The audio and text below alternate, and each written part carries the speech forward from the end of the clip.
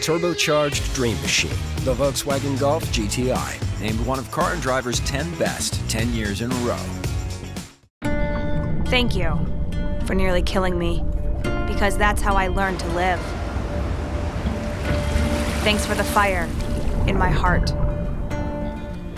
Thanks for giving me a chance to serve my country. Again. I stand on big shoulders.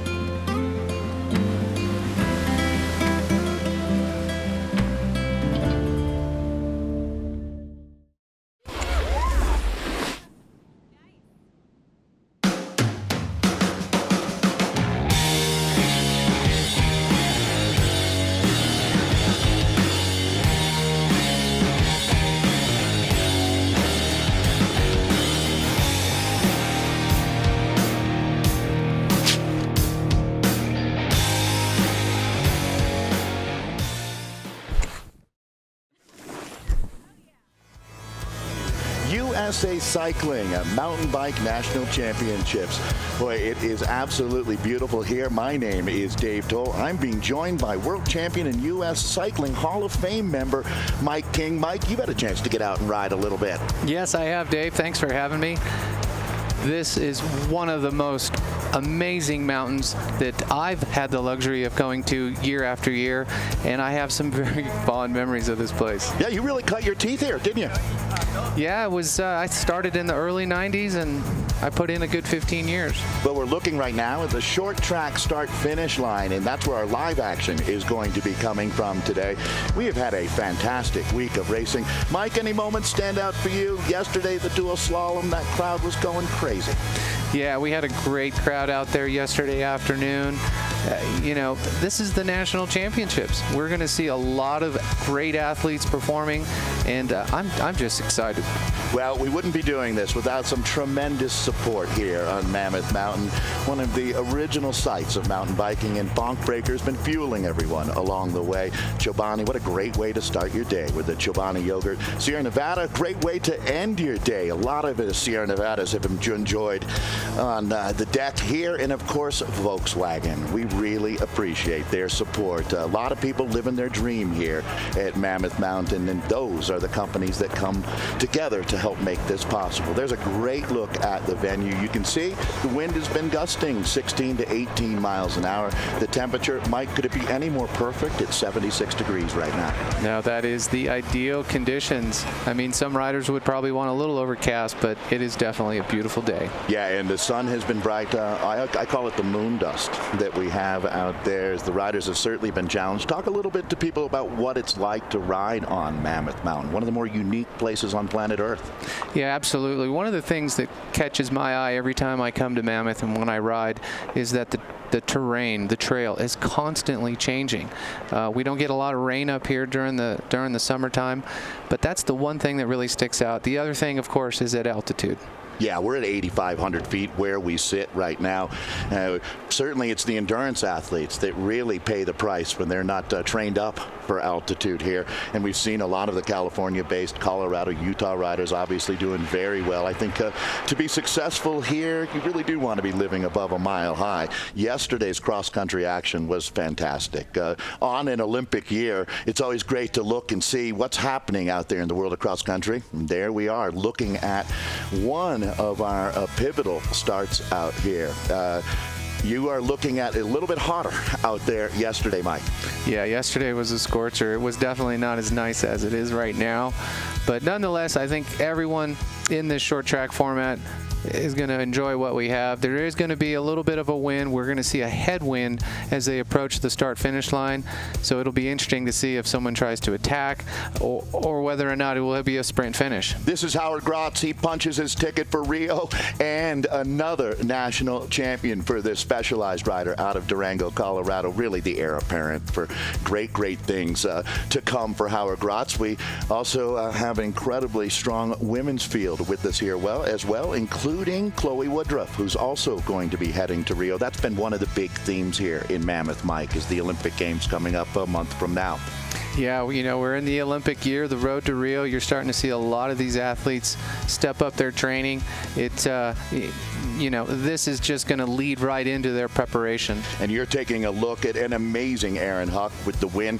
He was Olympic bronze medalist with the Luna Pro team that we saw just before that shot. Georgia Gould, two of the riders that were really impactful. Amateur categories racing throughout the week here, whether you're talking downhill, dual slalom, cross country, short track.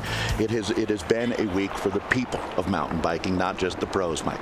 Yeah, I mean, there's so many competitors here this weekend. You know, we also have the enduro. We'll see that tomorrow.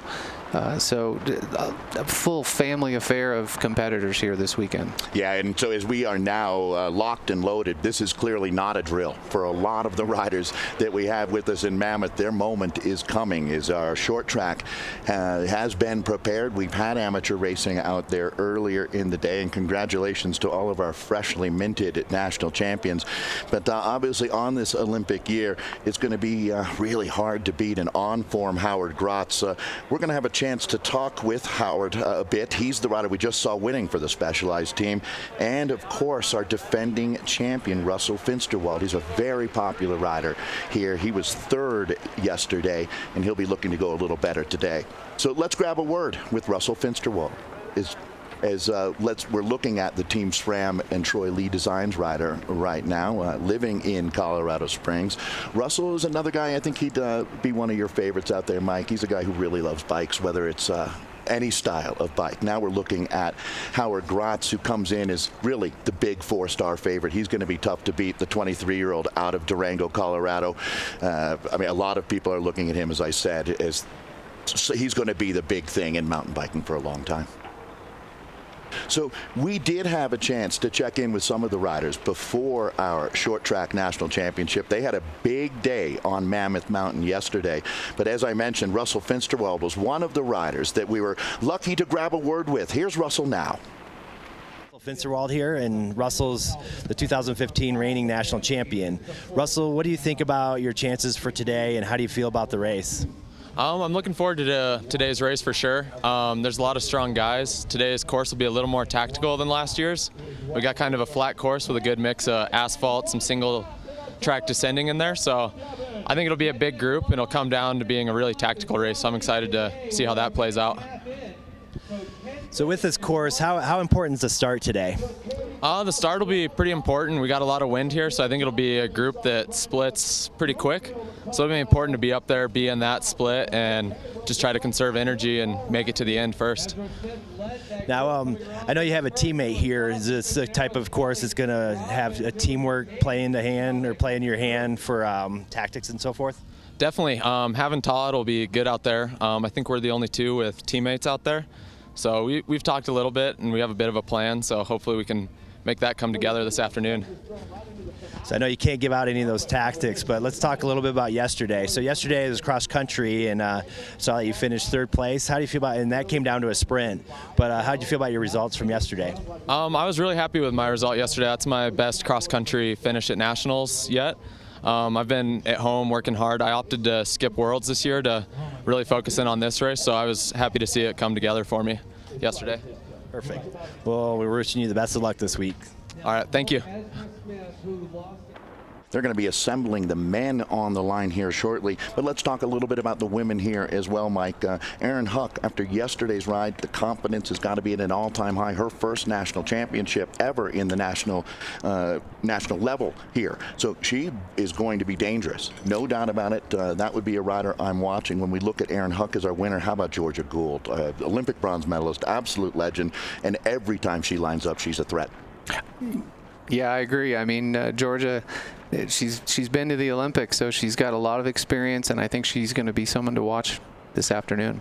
They're organizing what we call the call-up here, where the top-ranked riders, based on their USA Cycling points that they've accrued over the last year, will have the luxury, Mike, of being on the front row for both the men and the women. That's going to be critical, even more so the larger the field, which in our first race here will be the men. It is 20 minutes plus 3 laps of racing, but talk about, Mike, how critical it is to start on that front row.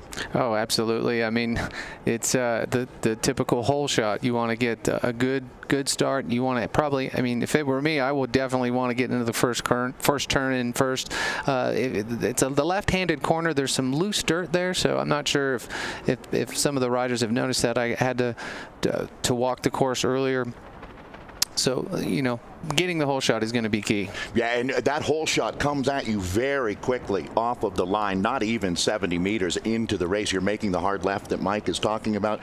When you're putting that much meat through that grinder, there's going to be some casualties there as well, especially with the intensity that we're looking at. Even though it's not that warm today, just keeping the riders out of the sun, I think that's more psychological, and obviously for our sponsors here as well, to get a little bit of coverage. Is for everyone in the U.S. mountain biking scene, this really is the gathering of the tribe. The biggest week of racing that we have is they are quickly going to bring every rider up into the grid. And as I said, with 20 minutes and 3 laps of racing, we get to it very quickly.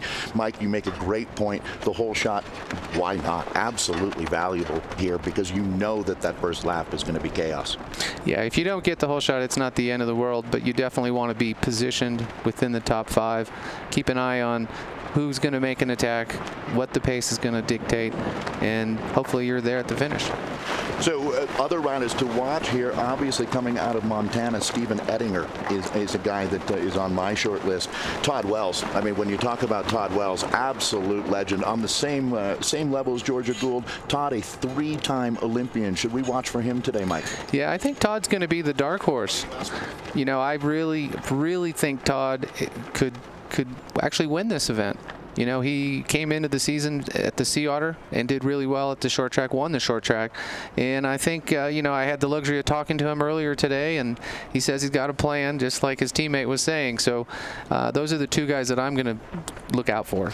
Isn't it Mike Tyson that said everyone has a plan until they get punched in the face?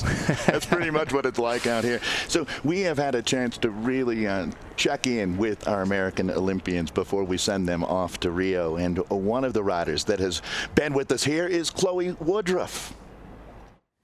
I first raced in Mammoth as a junior in 2004, and then came back in 2005. And I actually won my first national title here, the Junior Expert, which is now Junior Cat 1, 17-18, in Mammoth. So and that was 2005, that was the last time I had been here. And then last year when we came back to Mammoth, I think in the lead up to the race, I was like, man, how cool would that be if I came away with my first elite title 10 years later after winning a junior title here. There's a lot of history in Mammoth. There's stories that go back from the 90s with the Kamikaze downhill, the altitude. It's just, I mean, it's an incredibly beautiful venue. It's kind of legendary in the sport. So it's good to be racing here.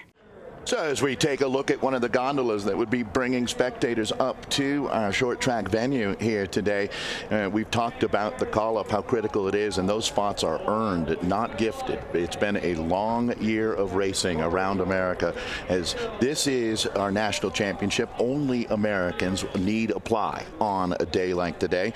We've talked about Durango's Howard Grotz riding for Specialized. Mike, it really comes down to you either have it or you don't on a day like today. I mean, you don't crack a code on beating Grotz. I have to believe you just go big and let the chips fall where they may. Yeah, I mean, we're talking 20 minutes. So 20 minutes and 3 laps. You know, yesterday's cross-country race was probably an indication of where everyone is at in terms of fitness. But, you know, it's go time. Yeah, you're looking there, the whole athlete rider, Cypress Gorey. Certainly, he's out of Arizona originally and going to be off trying to make the most of that front row spot. Boy, you're going to want to catch that train when it rolls out of the station. Obviously, you can see just over on the right side of your screen, that is Howard Grotz in the red and black jersey. Right next to him is Russell Finsterwald. So these are 2 of the real danger men. Mike, with that turn coming up, that hard left-hand turn just 70 meters in, it looks like they've chosen correctly. What do you think about where they've decided to line up right in the middle of that group? Talk about strategy. Yeah, right now it looks like they've got the middle to inside. You know, I think what's going to happen is they're either going to do 2 things. They're either going to just charge it and go as hard as they can, or they're going to just kind of lay low and see how things develop. Want to mention as well, Keegan Swerble, fantastic ride yesterday. He's our silver medalist out of Park City, Utah. A big result for Keegan. Obviously a rider to watch here today as well. He's riding with the Cannondale squad. So it looks like we're just about ready to hit out. Boy, it's a virtual sonic boom. I don't know, Mike.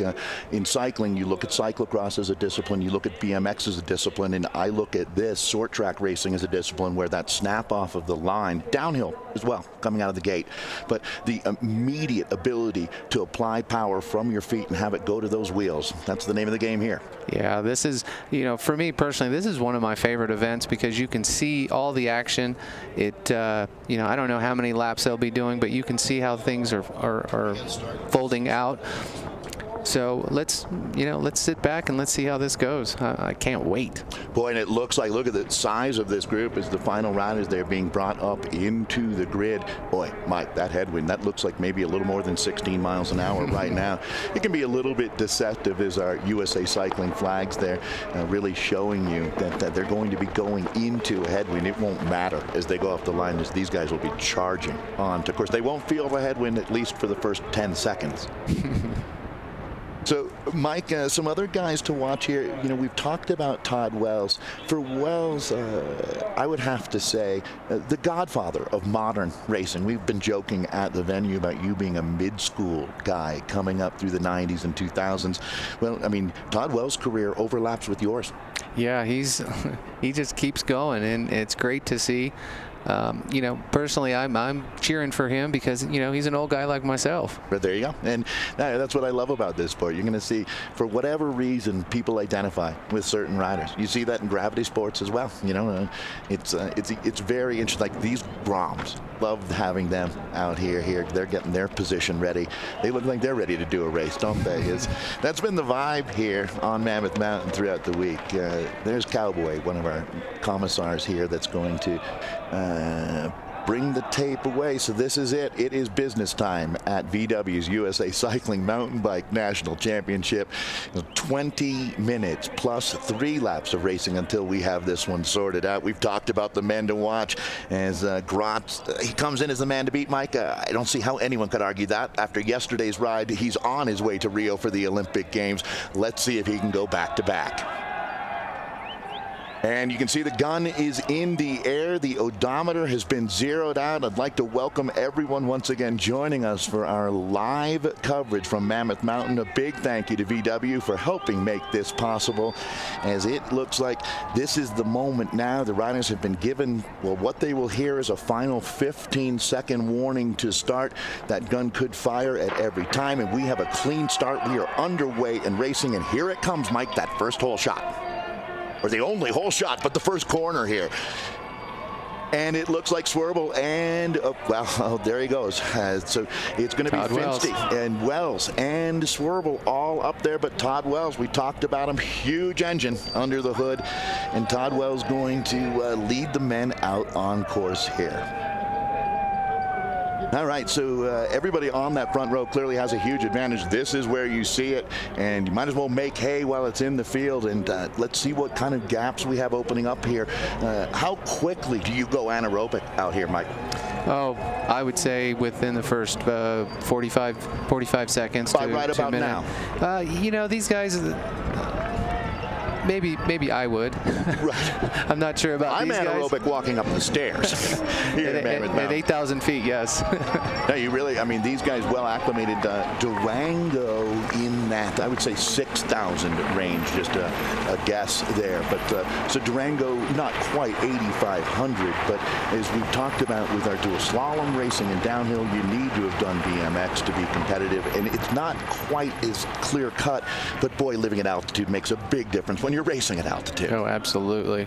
So, boy, Wells with that look over the shoulder to see what kind of damage he has done. You can see they're already back on the home straight here. These are some great shots that we've got coming at us now. And seeing, boy, the gaps are starting to open up. Mike, short track racing, typically you see a selection coming at this point in the race. So as we have fans around the course cheering on the riders, most of them will gravitate to the climb for a good reason, Mike. Yeah, they want to definitely set the pace.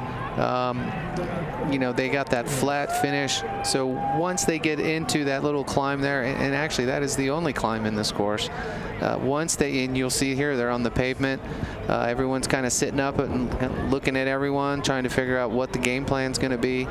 That's the upper tier of our expo area that they're racing through. Now, this was a very well thought out short track course that we have. I always say bring the race to the people, Mike. Don't make them walk a kilometer up this brutal climb. And you can see that's a nice crowd that we have assembled with us here in Mammoth Mountain. The temperature, if you're just joining us, a very moderate mid-70s right now. Bit of a surprise. I think a lot of riders expected to be using the ice socks and having it quite a bit hotter. It looks like Howard Grotz. There we go.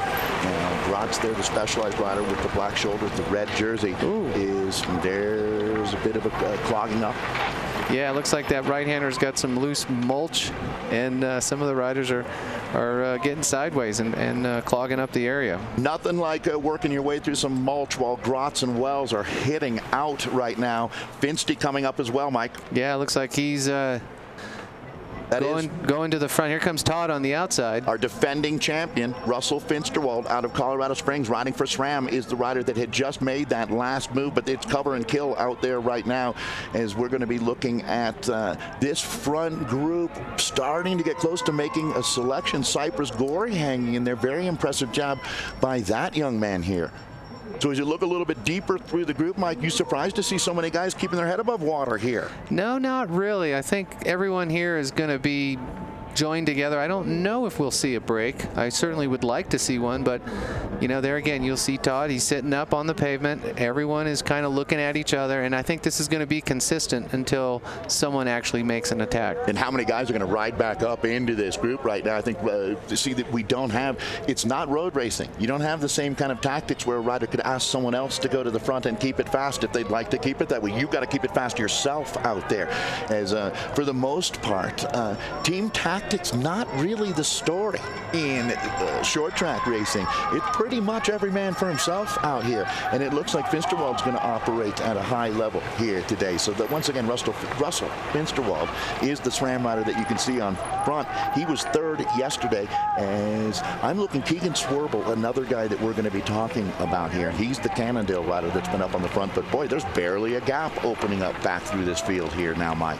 Yeah, it looks like we've got a little bit of an effort.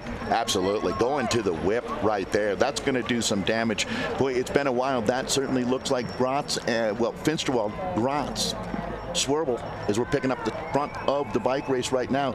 But so really the definitive moment is when we go down to 3 laps of racing here. 20 minutes plus 3 laps. So when you see Specialized on the kit, you know that that's going to be Grotz. And if you look over your shoulder and see Howard Grotz, that is certainly a game changer. Swerble is there as well. Wow, this is the future. Yeah, really. Let's see what they do once they get up top here. All right, so now you can see the field starting to shatter here as Keegan Swerble, Park City, Utah, the home for this young man, so he's certainly accustomed to altitude as well. Colorado Springs, Park City, and Durango, the hometowns of the riders that we're looking at up in this front group. Yeah, the top 3 right now are definitely pushing, and you can see that they're looking back to see if those guys can bridge up. There's absolutely no conversation racing in short track, but one thing I think all 3 of these guys would say, sure, let's play an isolation game. All 3 of us go clear. Why not? We could have been the podium anyways, racing with this entire field. I mean, you are watching the cream rising to the top right in front of our eyes here. Yeah, you can just tell too if they're feeling it. You can just look at them. Their faces, there's no grimace, there's no strain. So I apologize. Keegan Swenson, the rider that we are talking about there. Keegan Swerble, actually a rider out of Aspen, Colorado. So as we're looking now at this group, once again, Swenson the rider that we have had up there. He's the rider in green and black out of Park City. The other two with him, and oh boy, who is getting up there now, Mike? It looks like one rider just about to bridge up to our lead group of 3, so they're not staying on the gas enough to hold off riders rejoining here. Yeah, that looks like a pretty small gap to me. That rider in 4th, I can't identify who that is, but he is going to catch up onto this little train of 3. I have a feeling it's Ettinger that we're looking at here as riding out of Montana. And let's see, there's a lot of guys right on that bubble out there. I mean, Mike, at this point, there's got to be plenty of riders going hypoxic out here. Not much oxygen making its way to the brain now. Yeah, you can definitely see the guys towards the middle and the back. They are suffering. You can just see it in their face. Todd Wells, Big Diesel, he's the kind of rider that we should expect to see coming on strong late in the race. Is that fair, Mike?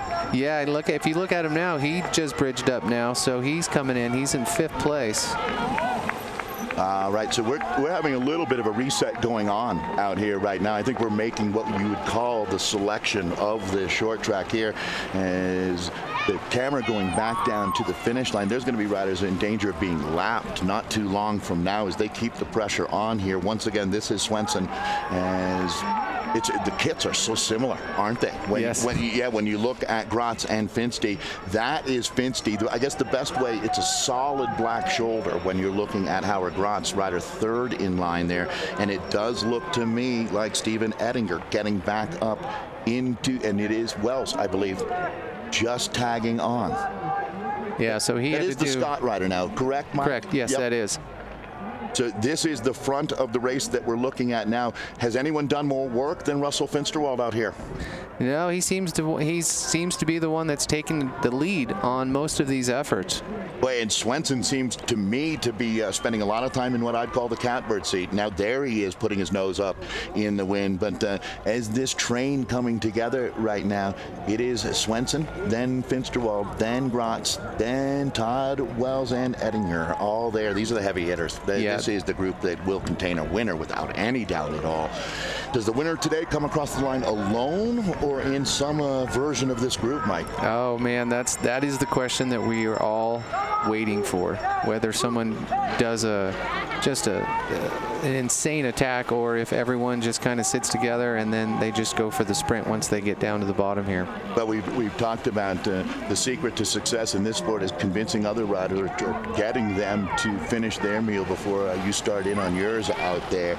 And right now, I mean, what is the tactic? It looks to me like Swenson feeling good enough today that he's just going to put people in the hurt locker here at will.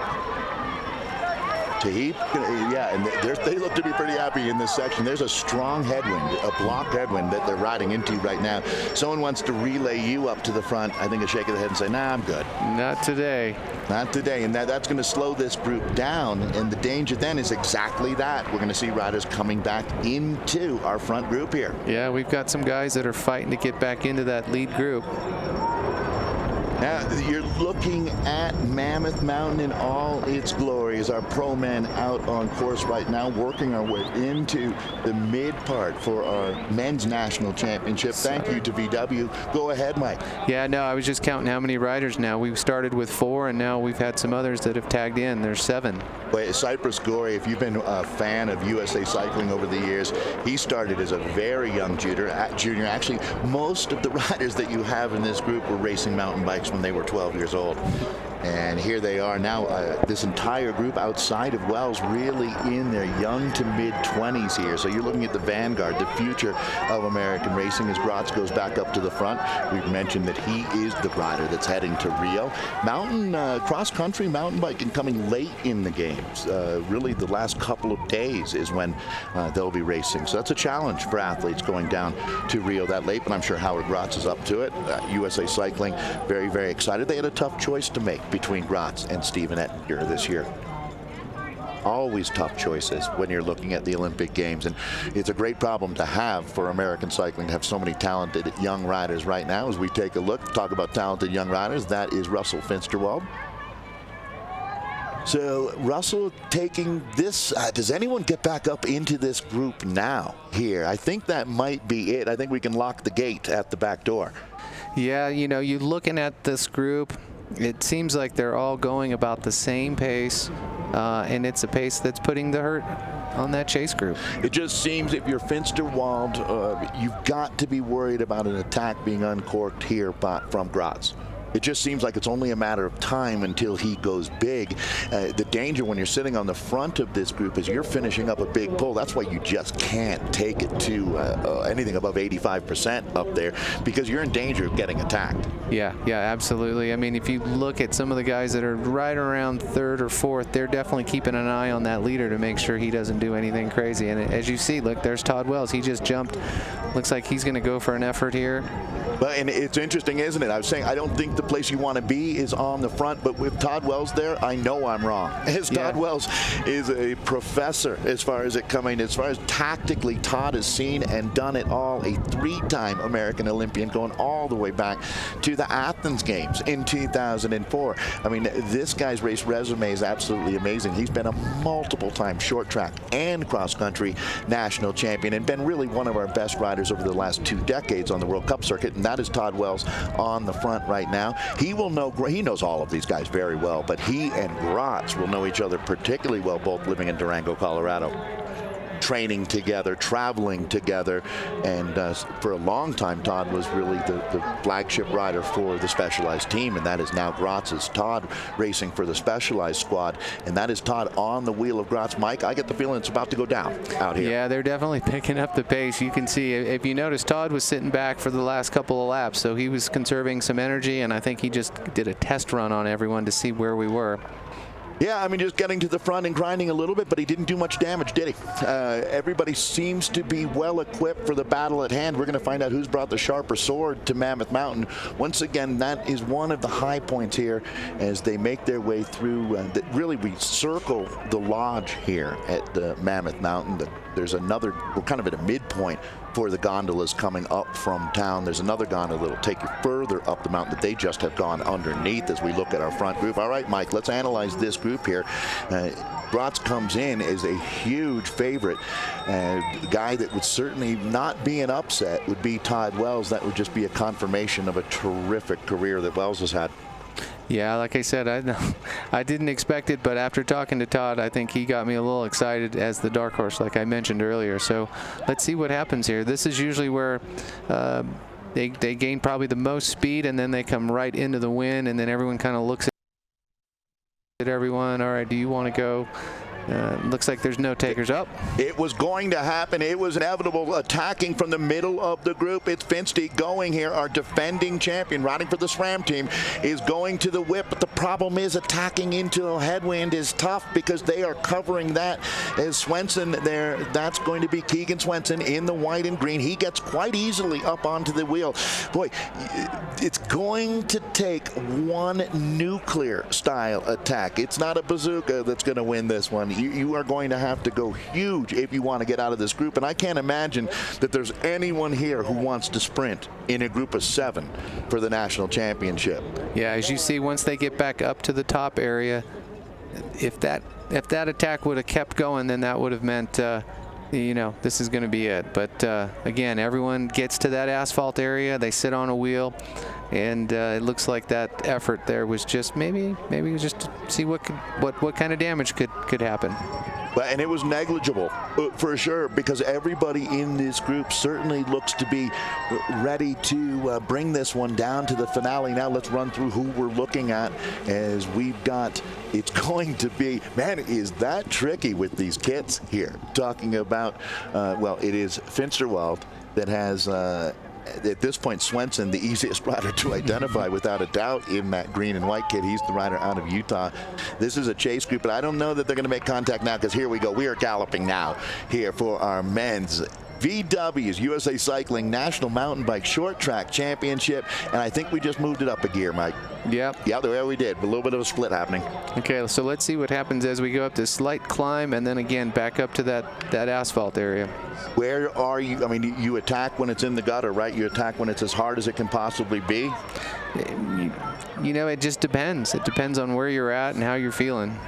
Well, it's going to be Swenson taking his turn now, so he really has not left the first 3 wheels throughout the almost 20 minutes of racing. It's not going to be long until we are going to be going to laps here.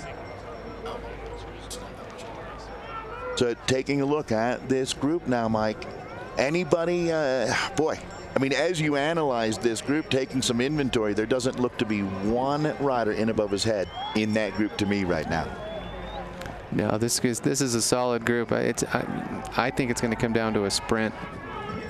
So when we talk about the selection, this is it. It's down to really 7 men who have a legitimate chance to claim a national short track championship here. That is certainly one of them. Not a wild card at all. Swenson back up to the front. But the 3 young riders that we've been talking about, that new vanguard, Russell Finsterwald, Howard Grotz, and Keegan Swenson have all been up there. I think Steven Ettinger has a point he would like to prove as well, as he was the man really caught out on the bubble, not making that Olympic selection. So he would like to make a mark here at Mammoth Mountain. Who wouldn't in this group? But I tell you what, Howard Grotz looks like he is breathing through his nose right now. Grotz, Mike, staying up on the front. Finsty slotting back a little further in this group now. Yeah, they're definitely shuffling it around. Everyone's kind of taking a peek at each other, seeing where they're at. And I'm finally able to identify that rider. That is Matthew Clements that we've got in this group, punching above his weight out here today. Fantastic job by that young man. I have number plate 29 in this group. Cypress Gorey, also the whole athlete rider that you can see right in the middle here, but it is Grotz still up on the front. What would you think his plan is from here on out, Mike? If you're Howard Grotz, what's running through your mind? It's got to be, how do I get rid of these guys, huh? Yeah, I mean, I'm not sure if he's a good sprinter or not, but at this point, the only sprinter that I know that's going to be really good is going to be Todd Wells. We've seen it over and over again, and it looks like Todd's going to push his way up to the front again, so maybe this is when he's going to launch an attack. Well, yesterday, Finsty and Swenson sprinted, and it was Keegan Swenson getting the better of Finsterwald. That's obviously a different situation after over an hour and a half out there in our cross-country race. This is a much more intense effort that we're looking at as we're getting down to it, the business end for our men's national championship here. Yeah, we're getting close to 20 minutes, so I'm assuming that we're going to have the 3-lap to go sign here soon. Yeah, this is the home straight that brings them across the finish line. Is actually, they've just crossed that right now. That is where our camera is located. There goes Todd Wells. Well, and I'm anticipating we should be at 3 to go. We're not seeing that lap counter right now, but all right, Wells has hit out. This looks like a real attack, doesn't it? That's the Todd Wells face that tells me the race is on. Grotz knows it's real. He's on the wheel here. Yeah, everyone knows that when Todd goes, you better be ready, and that's exactly what's happening right now. Whether or not they can hold this pace, we're going to find out. Well, looks like that was just a short interval. Yeah, I guess so. I mean, and only one rider really getting popped out of that group, and I have a feeling he's going to be rejoining here as they sit up just a little bit now.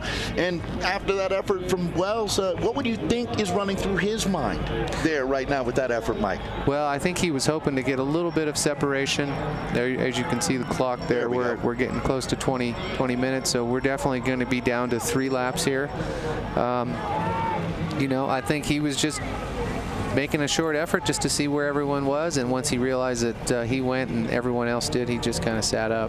Yeah, I mean, there is a thing called a test attack out here. You know, see how people are going to respond to a big effort like that. The guy who's really going to benefit from that test attack is going to be Howard Grotz, as he knows that, one, he's got the legs today to win this race, and certainly he's going to be able to cover anything they're throwing at him. I see Grotz clearly as a part of our podium conversation here, and that group now, well, I was going to say down to 6, but once again, riders coming back up into that group, so they're really not punching anyone's ticket out of our front group here right now. The pace has definitely dropped off. I think they're saving their bullets for the next 2 laps.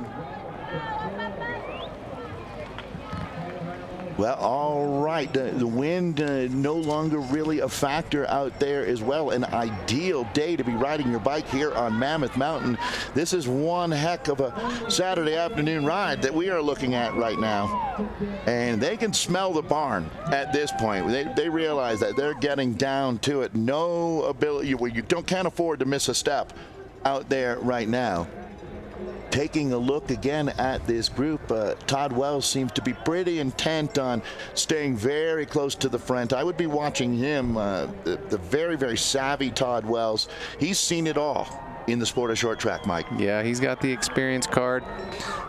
You know, he's going to position himself, I would guess, within the top 3 positions here as we get closer, with 2 to go here after they make this little chicane down to the bottom. Well, there's the man looking to go back-to-back, our defending champion out of Colorado Springs, Colorado, that being Russell Finsterwald there, riding for the SRAM team. He's up on the front. Then you've got Scott rider Todd Wells with Cannondale's Keegan Swenson right behind him. So those are the 3 riders on the front of what has become today's ultimate selection. And now they open up the throttle once again, as this is going to be Finsty taking a dig. He's taken a few of those, but this one looks like it's at a higher level. So our defending champ driving on the front right now, and they are seeing 2 to go. So 2 laps of racing. The penultimate lap is underway. Yeah, you know, as you could tell at the start of that last lap, they were sitting up a little bit and getting in some deep breaths, and here they go. So we're going to get to a point where we're going to see a full lap here. Where's your heart rate at right now if you're Howard Grotz on the front of, or excuse me, Russell Finsterwald on the front of this bike race right now? Are we over 190? Yes, absolutely. Yeah. Absolutely. You factor in this altitude as well, being over 8,500 feet. These guys, if they feel like they're breathing through a straw, they're doing well out there right now. And it's a burn. It really is. Side by side, taking a look at Finsterwald and Wells here. Howard Grotz, he's the rider sitting in third wheel. We're looking for that green jersey. There it is, of Keegan Swenson. And then Cypress Gorey is the rider rounding out our top 5 there in goes position. Swenson. All right, Swenson's going to, and they're getting loose there as well. Kicking up a bit of a roost there, and that's going to take a little bit of the sting out of that attack, isn't it? Just that one little moment. But he's gone. A little bit of a gap, Mike. Here we go. Yeah, this is going to be interesting as we come around to the last lap. Well, and this is, once again, Keegan Swenson out of Park City, Utah. He's turning himself into a human wattage cottage out there right now, as this man has gone nuclear. All right, it's going to be 1 lap to go as they come through. I'm expecting we would see 1 lap to go, and there is 1 final lap of racing. It looked like Wells was one rider trying to cover. Yep, there he is. Wells, then Finsty, then Grotz. That's your first 4. Yeah, this is going to get really interesting. Wow. I mean, they are just charging out there right now. It's no longer tactical. It's animal instinct that's going to win this bike race, Mike. Yep, it looks like Todd's going to try the asphalt here around the outside. Boy, so is that the line? What do you think, Mike? Let's talk about the hot line. I don't know. He looks like he was grimacing there, but he's in the best position, I would think, as they go through this. Todd Wells is one of those guys. He goes down to the pump track. He rides around on his BMX bike. Todd might not be a BMX OG, but he is certainly a guy that's going to be tough to beat in this situation. This looks like all right, and he's going to make a run at it. That's Grotz going around Wells. Your first 3 now. It's Grotz, then Wells, then Finsterwald, then Swenson. I think that could have been it right there. Boy, the tiny gap and a little bit of a slip out there for Wells. And this, you're right, he may have cracked the code here at VW's USA Cycling National Mountain Bike Championships. Your short track national champion on his way to Rio. Well, a cross-country win, and he backs it up as our short track champion from Durango, Colorado. That is Howard Grotz. So our camera not quite holding for me to be able to pick out exactly who we had following it. Looked like it might have been Wells. What did you see, Mike? I think Todd barely got that one, but you could definitely tell as he was coming up that back stretch, he was definitely breathing hard. I specifically saw the facial expression that he had, and that meant he was in trouble. Was that race won with patience? Was that the trick there? Not going too early on this windy, hard day of racing at altitude? Well, I think the key was to be in that position going through the chicane, and if you had a little bit of a separation, then that was going to be the difference, because it would have been really hard to sprint without that.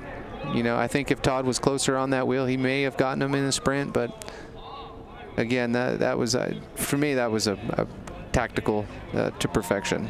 Well, Mike King, Mammoth Mountain has always found worthy champions through the years, through the decades.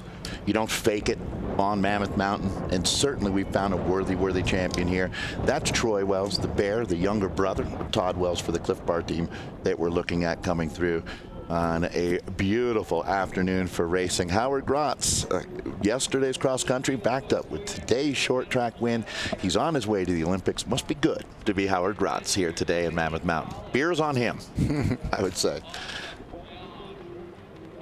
Well, all right. We're going to be throwing it down. Colt McElwain is joining us, and so he is going to be looking to grab our winner here. So as Colt is down there in the scrum, Mike, after you've made a huge effort like that, I mean, as we said, heart rate's well over 190 for most of that race out there. How hard is it to recalibrate yourself, come down to earth and talk with people who weren't out there racing?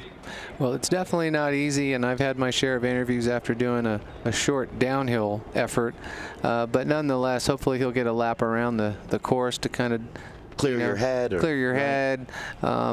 But it shouldn't be too bad. These guys are in phenomenal shape. Let's throw it to All right, guys, Colt McElwain here on the finish line with your new short track national champion here today. Howard Grotz, one heck of a last lap, one heck of a tactical race, man. Just take me through that short track event.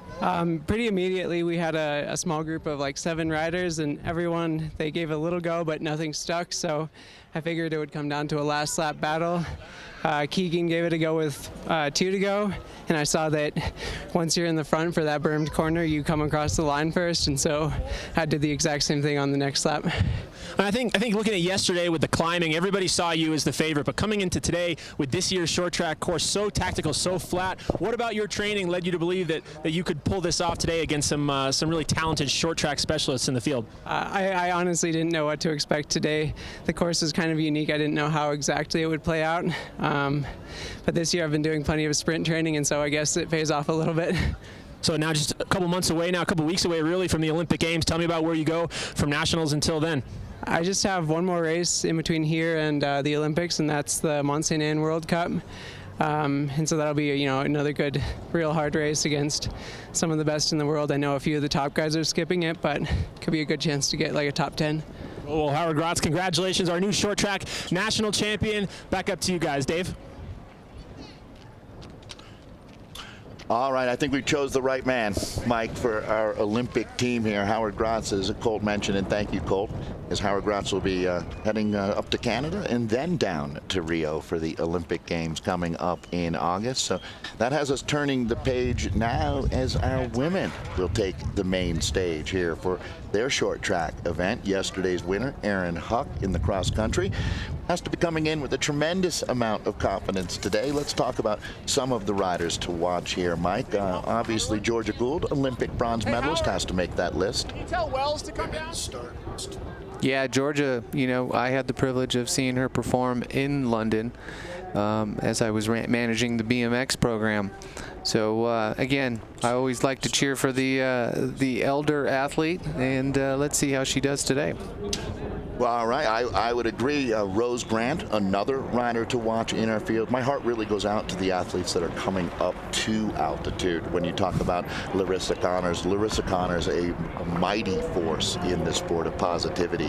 Her smiles throughout this weekend have been enjoyed by quite a few people here on Mammoth Mountain. Larissa 7th yesterday, a disappointing result for an Olympic long team member. So she's going to be looking to go a little better, but boy, at 8,500 feet, it can be really tough. So as you look through our top 3 yesterday, it's American. We had a chance to talk with Chloe Woodruff earlier in the show, and Chloe going with Leah Davison representing the United States on the women's side of things. Chloe now living in Flagstaff, Arizona, originally from Boulder, Colorado. But Mike, the ride that really stood out to me, the rider that came out of the woodwork, Amy Beisel out of Colorado Springs, a top 5 performance, and let's watch her closely today after that big effort yesterday and see what she can do with the top short track racers in America. Yeah, her confidence is definitely going to be high today, so that's always great to see.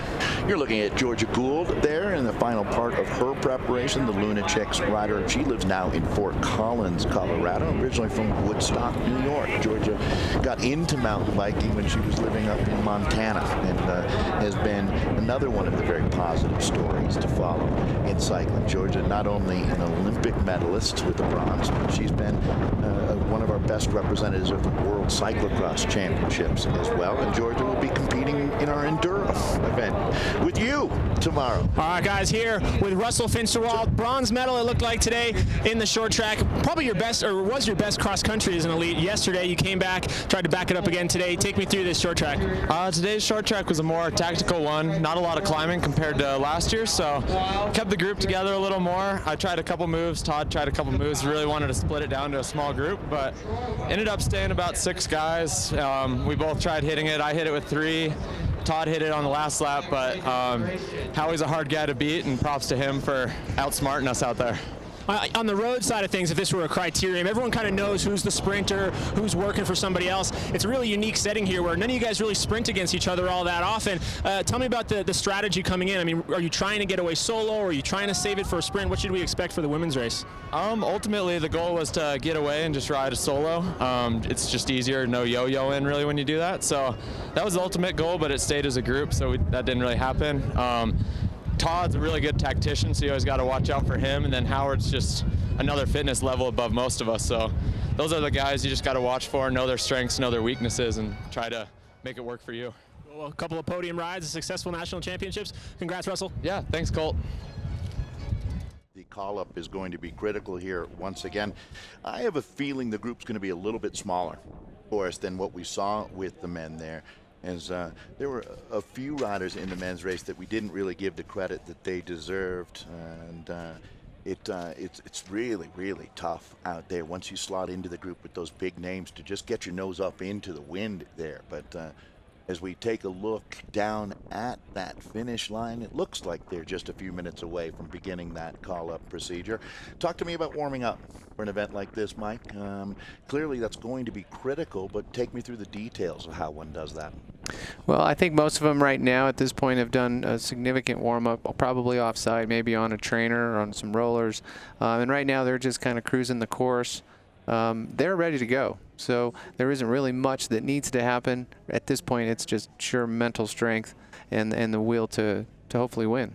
What is it about racing yesterday that tells us something about today? As far as I had always thought common logic, Mike, would be, well, you make a big, huge effort for an hour and a half out on your mountain bike, you're going to pay a price the next day, but maybe not so for these athletes. Yeah, a lot of it's psychological, too. I mean, if you have a good result, personally, as an athlete, a former athlete, you know, you're going to carry that mojo with you as you go into this next event.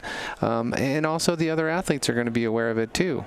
So, you know, at this point, everyone's going to be gunning for that start and to, you know, hopefully put people in the hurt locker, as they say. Well, yeah, and the hurt locker is a place that all of these athletes know very, very well. So you're not going to find yourself being successful in the sport of short track without being willing to hurt yourself very, very badly out there. Even, you know, you can see how comfortable Grotz looked as he was being interviewed by Colt, and we've still got Colt down there. We've still got Colt down there right now, and he's going to be looking to grab a word with some more of our top finishers here at USA Cycling. We go 5 deep with our podiums, and thanks again to VW for making racing happen here. They were serving up waffles today. I don't know if you had a chance to grab one. You were probably out getting ready for your enduro tomorrow. Well, some of the other announcers were enjoying VW waffles here, Mike. Yeah, I did miss out on the waffles. Back down here on the finish line now. I'm joined by 5th place finisher today, Cole Oberman, one of the few short track specialists, if you can really call him that, a guy who always shows up on short track day. A big turnaround after a disappointing cross country for you yesterday. Take me through this race. Yeah, definitely. I mean, I struggled yesterday coming from sea level for this race, but you know, all the staff and riders at Team Ridebark were there to pick me up last night and got me back on a positive track. So yeah, today I knew it'd be harder for me to just power it, so I tried to be smart and just kind of sit in the pack and make smart moves, and yeah, I held on until the end, got 5th in the sprint.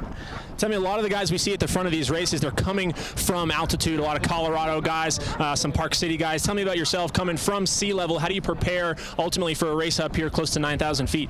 Yeah, so I'm living in Virginia right now, and it definitely is challenging, but I came out to Durango about 10 days ahead of time to try to get acclimated, and that helped a little bit, but yeah, mostly I just have to be careful not to redline it too much because it's a lot harder for me to recover than somebody that lives up here.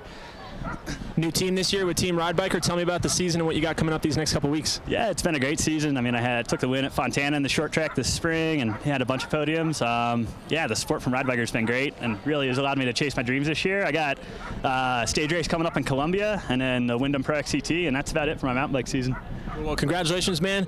Ultimately a successful weekend. You capped it out. Nice job, dude. Thank you. Back up to you guys.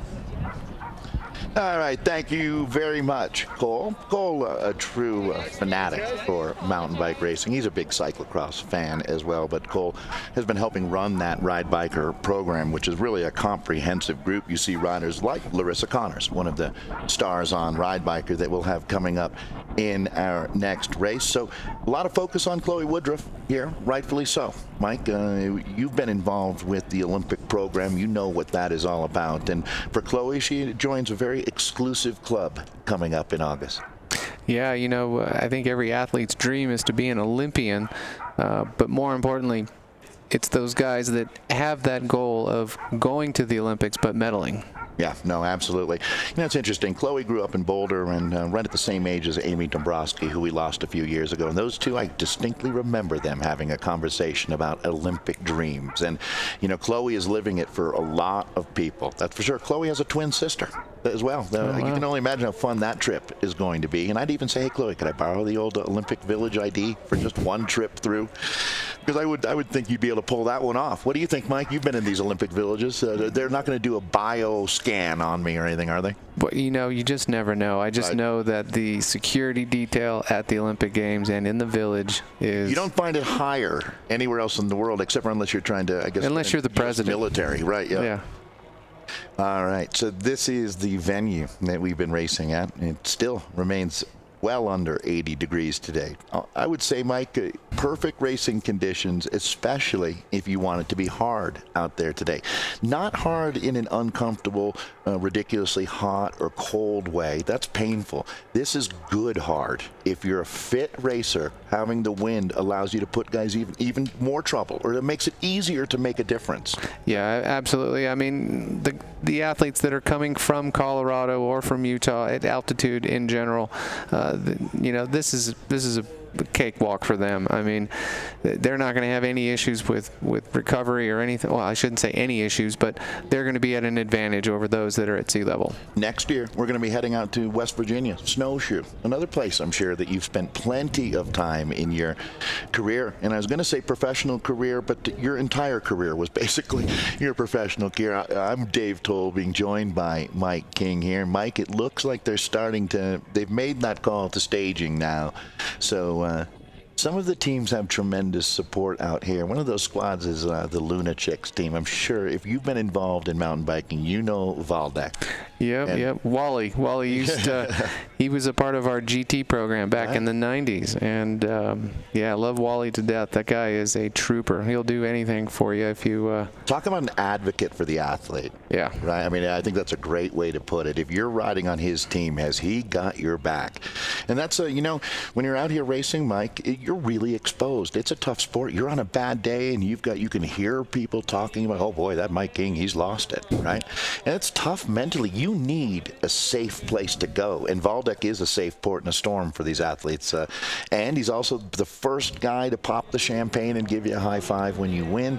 And certainly the standards on that Luna team, it's the highest level of expectations from the riders as far as just how they present themselves and how they represent the sport of cycling. And this team goes by, going back as far as Allison Dunlap, Jimena Florit rode for this team way back in the day. Marla Streb, one of your compatriots out there in the gravity world, was an absolute legend. So looking at the riders being called up right now, let's talk about yesterday quickly. Mike, Erin Huck taking her first national championship, the rider out of Boulder for the Scott team. She ended up beating Georgia Gould. We just mentioned Georgia and her Luna Pro team. It was Chloe Woodruff for Stan's No Tubes. That's Chloe there in the white jersey.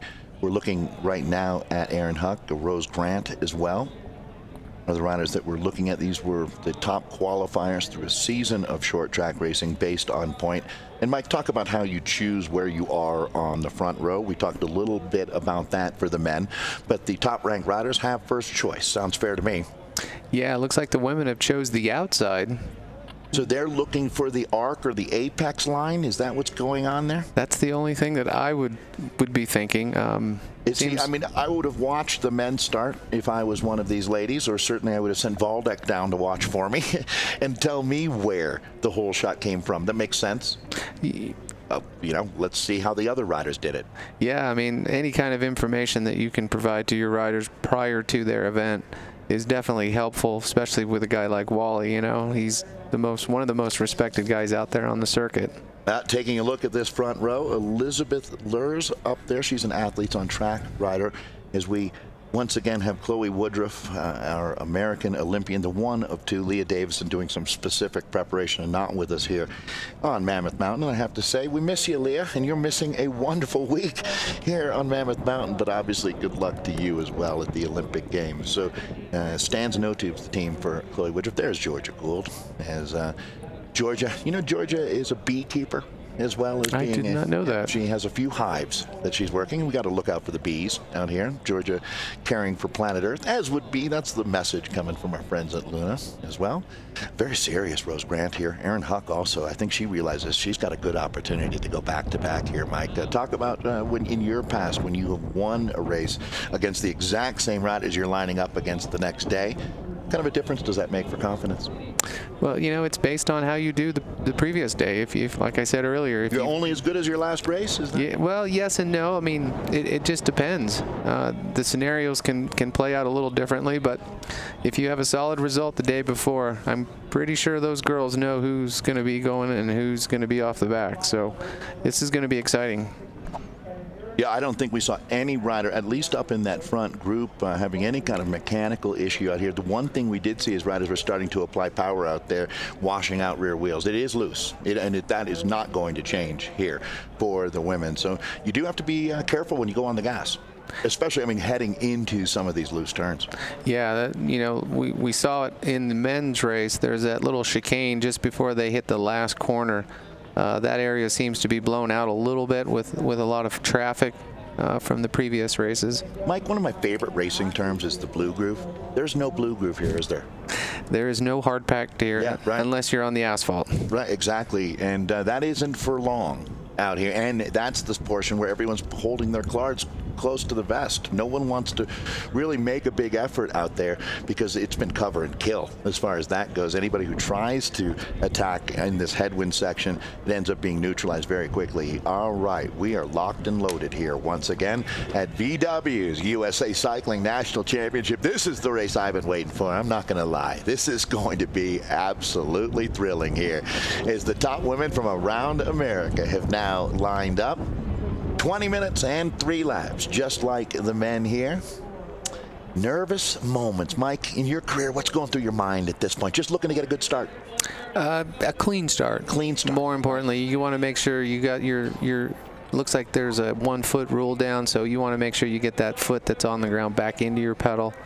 Boy, that's the trick, isn't it? Just being able to go full power as quickly as possible here, and that is engaging your unclipped foot.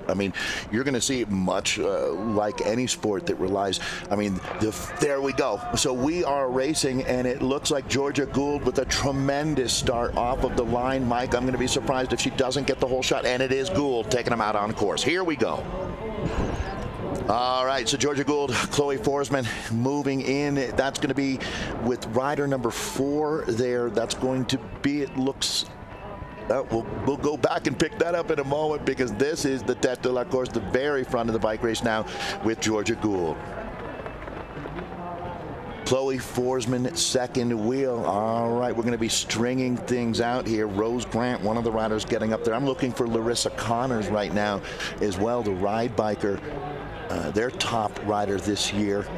Okay, well, Georgia Gould going to make a big effort here to open things up. Talk to me about her mindset right now, Mike. Well, it looks like she's just wanting to lead the group out and kind of see where the rest of the girls are. We'll get a better indication as they cross the start-finish line area, because when they get back to the asphalt area, we'll know whether she's continuing to drive this train or if she wants to sit up and see where everyone's at. So Forsman clearly going to be happy with how her legs are responding after her bronze medal yesterday. There, she's the rider for Stan's No Tubes in the light blue jersey. She's got her teammate Rose Grant just a couple riders right behind her here. Watching for Kate Courtney, Team Specialized Racing rider, a real breakthrough. That should be Courtney sitting fourth wheel right now in the red and black. So she's a rider who is really trending in the right direction right now. Watch out for her to do something special today, Mike. Yeah, if you look at the girls right now, they're just basically sitting up. Everyone's kind of looking around. No one's really interested in doing any work at this point. Very similar to our men's race. I believe I'm seeing Evelyn Dong jumping onto the back of this group. We complete our first laps here. As, boy, Georgia Gould has not left the front since she took the whole shot here. She's just grinding out there right now. Yeah, it doesn't look like they're going too hard at this point. I think they're just trying to get into this rhythm, and obviously we'll see the pace pick up as we get closer. All right, let's start picking up the riders in order here. Georgia Gould, that's going to be, well, I'm going to work a little bit deeper here as they make their way underneath the gondola.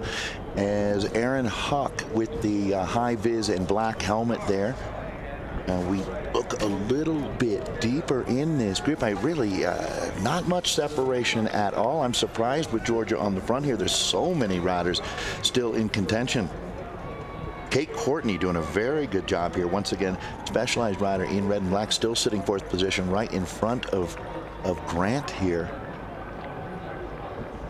There is Connors coming through. So good identifying Larissa Connors. Looks like she's sitting, Mike, up in our top 6 right now. Okay, this is a bit of a change now. Seeing Chloe Woodruff moving up to the front. This is looks like she's making a. Looks like when she was coming out of that chicane, she stood up and was putting in a small effort. We'll find out once we see here this next view when they come around the start-finish area. Let's see Hannah Finchamp hanging in there, fighting for a top 10 spot right now. She's a teammate on that Lunachick squad for Georgia Gould. That's going to be Chloe Woodruff going for the water bottle there. And once again, she's not going to overexert herself. We saw with Howard Grotz that patience is going to be key here. And there's 10 riders coming up into that front group. I'm going to say that is Evelyn Dong that we're looking at there. Rose Grant coming up now, riding side by side with her Stan's No Tube teammate there. Georgia Gould is still there. Kate Courtney there. Larissa Connors there. I mentioned Evelyn Dong. I believe that is Shayna Paulus. Good job by Shayna Paulus, as she is the live rider that is riding in the vanguard of this race for the women right now. Very similar to what we saw with the men, Mike. Yeah, these ladies, they're just out. Not much of a big effort just yet. They're just getting the engine warmed up. The pace will definitely pick up, though, I think, once we get closer to the 20-minute mark. Yeah, there's enough horsepower at the front. Just look at yesterday's podium from the cross country. That's basically what is riding on the front right now. So Erin Huck, who hasn't put her nose in the wind, she is absolutely going to be a part of this conversation now, as this group is big and getting bigger here. No one locked the back door. Yeah, it doesn't seem like anyone wants to put a real effort in just yet. I mean, this is now a virtual peloton that we are looking at here. I mean, as a matter of fact, talk to me. What is going on? There's 20 riders in our front group here, and we only had 20 minutes and 3 laps to sort this out. They're not making it hard enough for my taste here. Yeah, same. I mean, maybe they didn't have a proper warm-up. Who knows? Right. And this is just part of the process. Well, and every race is tactical, and that is an issue. It's always going to be important who you're riding with out there, and that's clogging up now. This might be a big moment here. That was deep enough in the group. It's not going to affect any of our top favorites here right now, Mike, but let's see what kind of impact that has as we're looking at a split happening on the front, and the mighty Kate Courtney is making the move. Courtney in the red and black there with the red helmet. Let's see what we've got. Rose Grant now, she's taking her turn. Stan's No Tube rider there. As let's see, Grant, then Courtney, then Woodruff, then Huck. Yep, they're all bridging back up again. That incident, I think, was towards the back, so I don't think it'll affect the top 10 girls here. Erin Huck now lives within blocks of where Chloe Woodruff grew up in South Boulder, Colorado. looking at how many of these athletes that are in this group aren't coming from Colorado or Utah, and one of them certainly will be Larissa Connors here coming up from Southern California. She's got to be happy sitting and looking pretty comfortable. About 6 or 7 riders down in the line here. Boy, our cameramen are doing a great job. Really appreciate their hard work out there as they have got Rose Grant right in their sights right now. Mike, talk to me about Kate Courtney. How stunned would you be to see her upset the apple cart and take a national championship off the table today? Wow, that would be amazing. I mean, anytime an underdog performs and wins a national championship, in this kind of sport too, in short track specifically, you definitely earn your stripes. Right, and the new guard in women's racing, riders like Ellen Noble, you know, obviously this pink sock thing is a big deal for these young ladies, and she's got that pink sock power going. You can easily pick her out up at the front. This is another group that looks like, I don't know if their day is going to be done as far as contesting for the win or not, because this one just goes back and forth. Huck going to make a move now, so here you go. Yesterday's winner in the cross country, Erin Huck, goes to the whip. Georgia Gould is going to cover. We're racing now once again. Erin Huck taking a big turn on the front. That group is going to be whittled down here over the next lap. I have a feeling we have moved into a whole new phase of racing here, Mike King. So Gould in the blue, second wheel there. She's the Luna Chicks rider. I wouldn't be surprised to see her countering this move here. So Georgia Gould, that once again, the very impressive young Kate Courtney hanging in there. She has got Chloe Wright on her wheel, Chloe Woodruff, Rose Grant rounding out our top 5. Erin Huck making this tough out there. This is going to be Huck's lap to do damage. Georgia Gould coming through. Is it going to be 5? Connors trying to get herself onto this group. It looks like the 5 o'clock Mammoth train is leaving the station. If you're not on it, you're not winning a bike race today, Mike. Yeah, the pace has definitely picked up. It looks like they've taken that lead group that we had earlier of 10 or so girls down to 5 or 6. So, well, it just got real. Here's your moment for our national championship. Georgia Gould has just taken a virtual podium by the scruff of the neck. That is Chloe Woodruff on the front now. So this is it. This could easily be your top 5 riders. And how about this? Talk about punching above your weight. Kate Courtney for Team Specialized is making this move. Big ride for that young lady here, Mike. Oh boy, and this is the damage that has been done. We go back to what was a lead group. Now it certainly looks like it is every woman for herself here. This is an OSS situation. Only the strong survive a lap like that one. Georgia Gould now taking her dig. Courtney hanging on to that wheel. Georgia Gould on the front. Courtney in red. Then you've got Woodruff followed by Huck, and then it should be Grant. I believe we'll see if she is the rider still in this group, and it is Rose Grant there, Mike. Yes. It looks like Georgia's taking the train up the hill here, and the pace, like I said earlier, has definitely picked up. I'm incredibly impressed by Courtney right now. She's the rider sitting in second wheel, starting to show a little bit on her face right now as we're getting deep into this race. But certainly she is making her mark here on Mammoth Mountain. So as we have mentioned, the wind's pretty consistently gusting around 20 miles an hour right here. The riders are going to be seeing that as they come through the home straight. That is where that wind is right in their face. So this group, this is the ultimate selection here, and now it's time to get down to brass tacks. All right, so Georgia Gould is the rider that you're seeing there for the Luna team. Specialized rider Kate Courtney sitting second wheel. I think that right now Chloe looking very comfortable.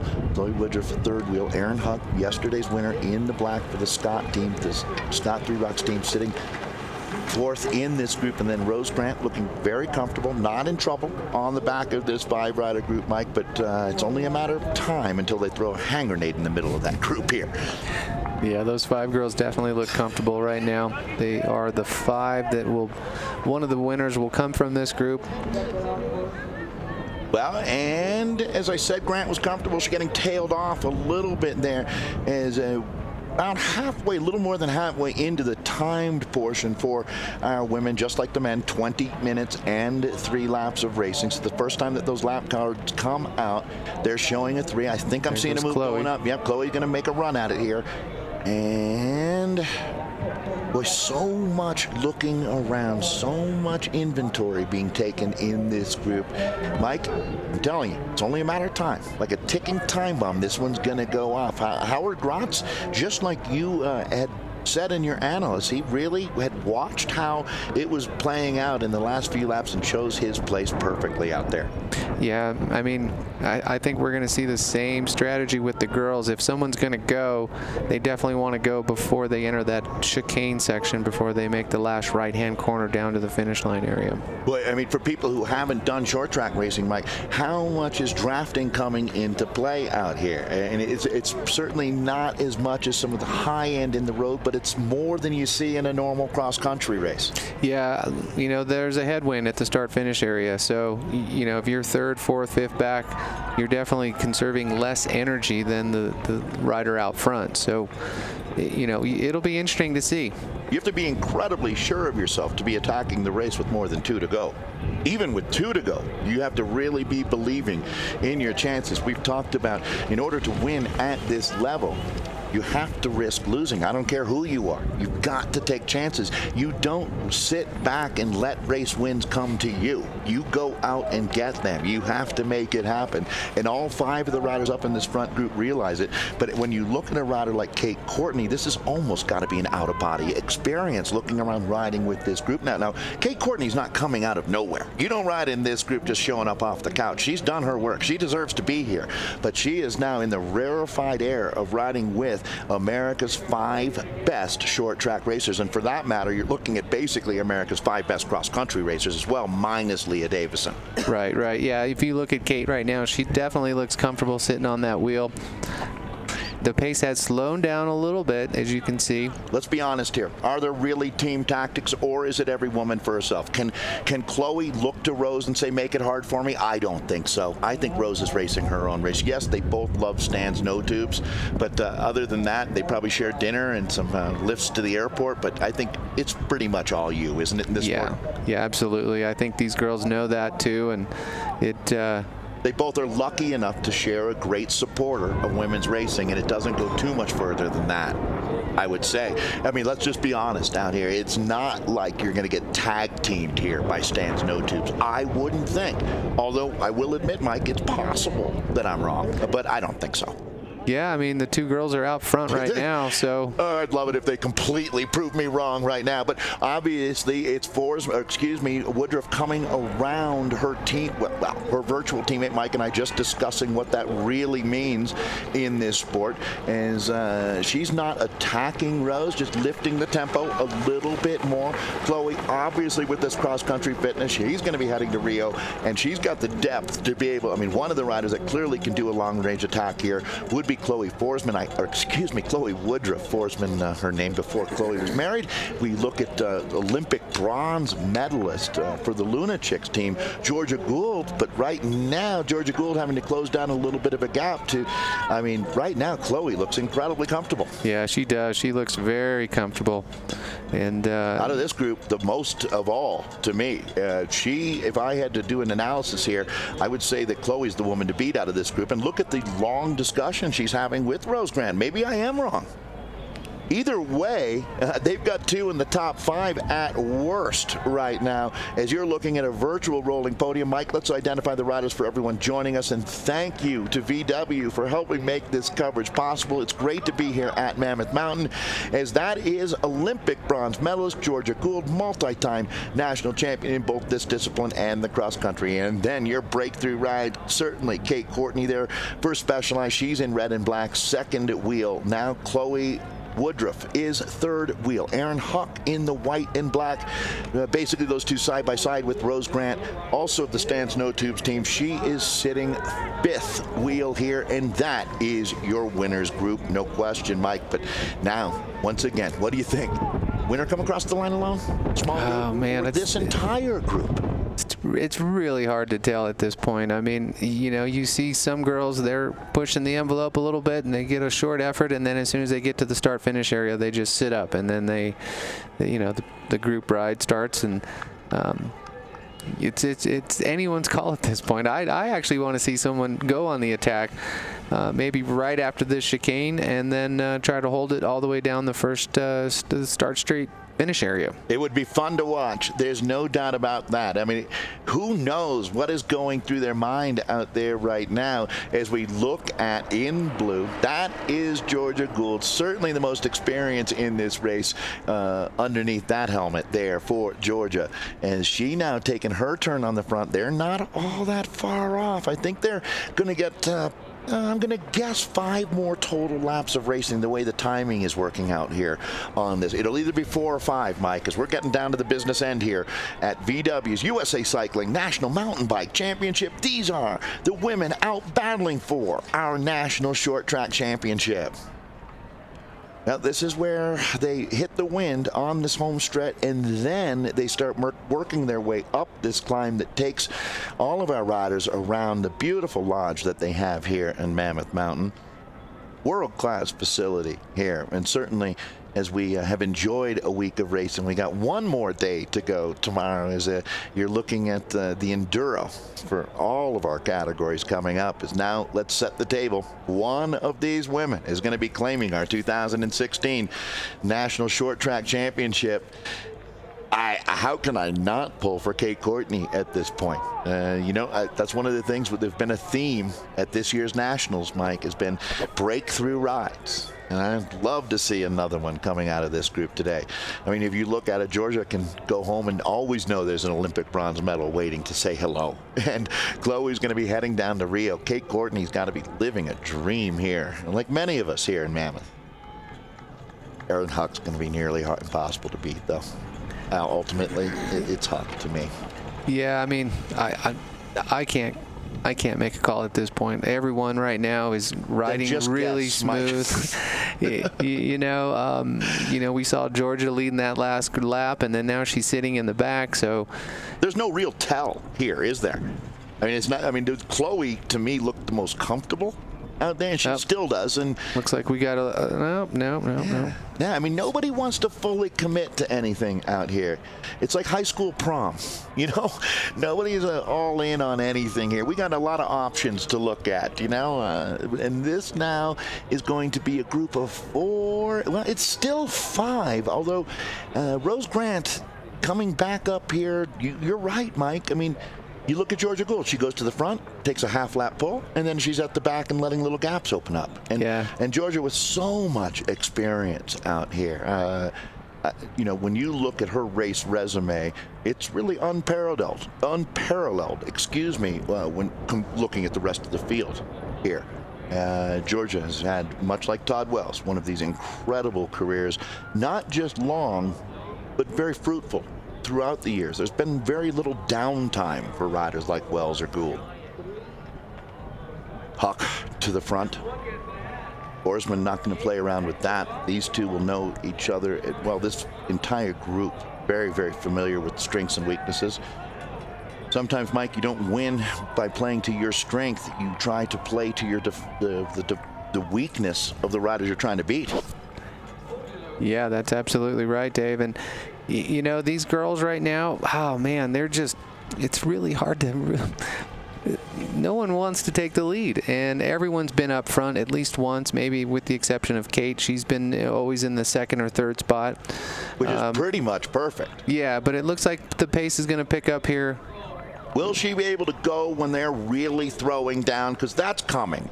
No doubt. I'm anticipating that we're going to see 3 laps to go as we look at the Tête de la Course. But once again, as Chloe is always sure to be safely near or on the front as they come through, she's also taken time to take a drink.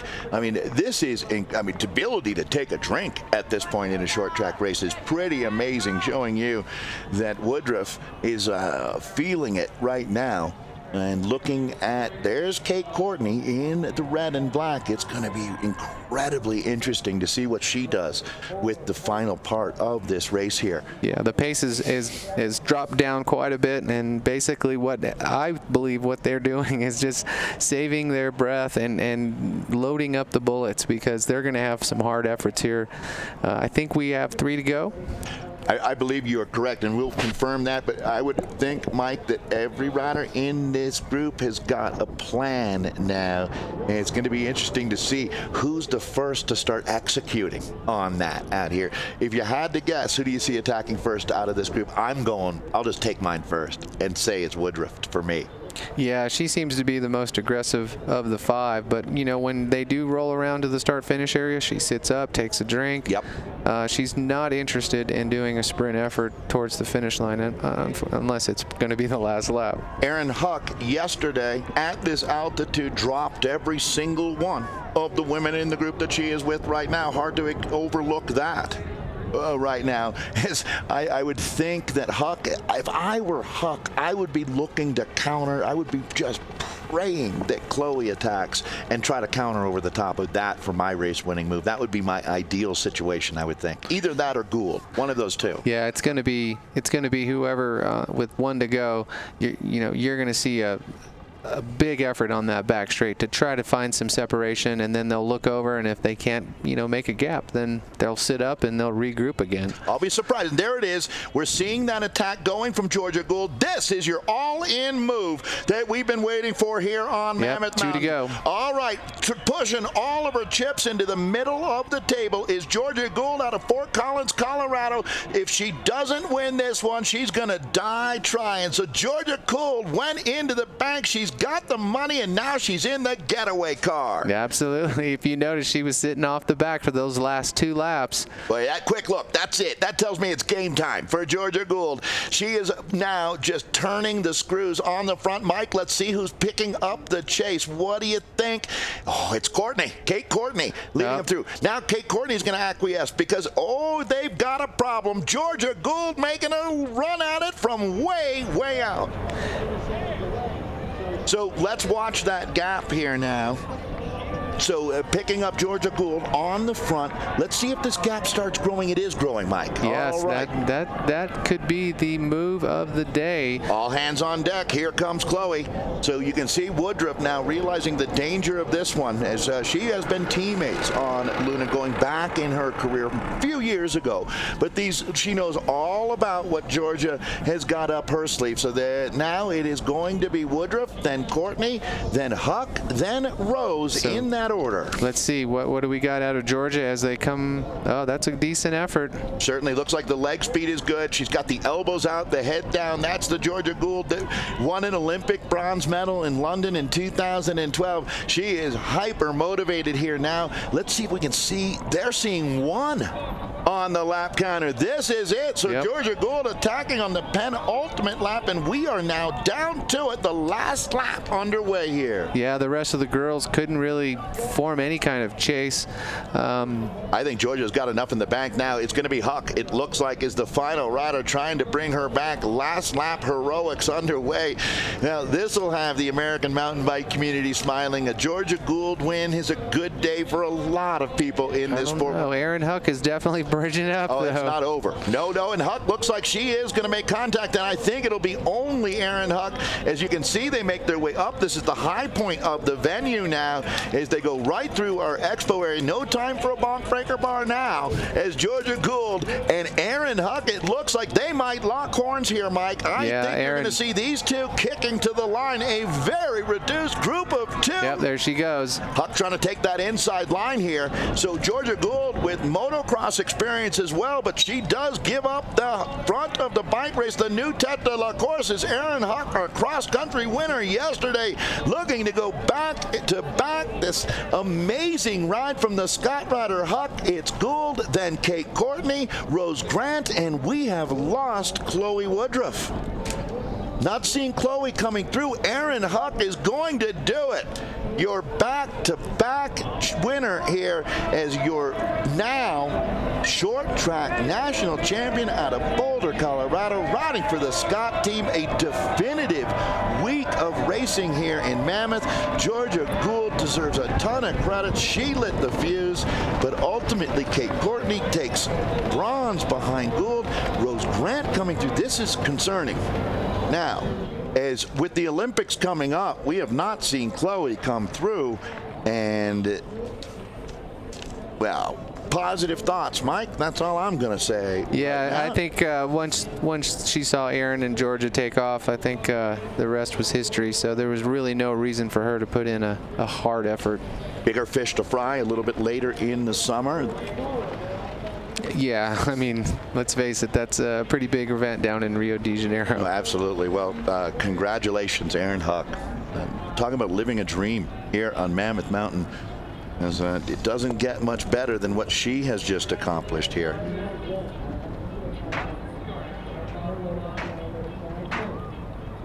Looking at Alexis Scarda finishing there. Had a great ride, and actually does that put her into 5th? I am obviously with so much happening here at the venue. I want to make sure that did I miss Chloe coming through? I don't think so.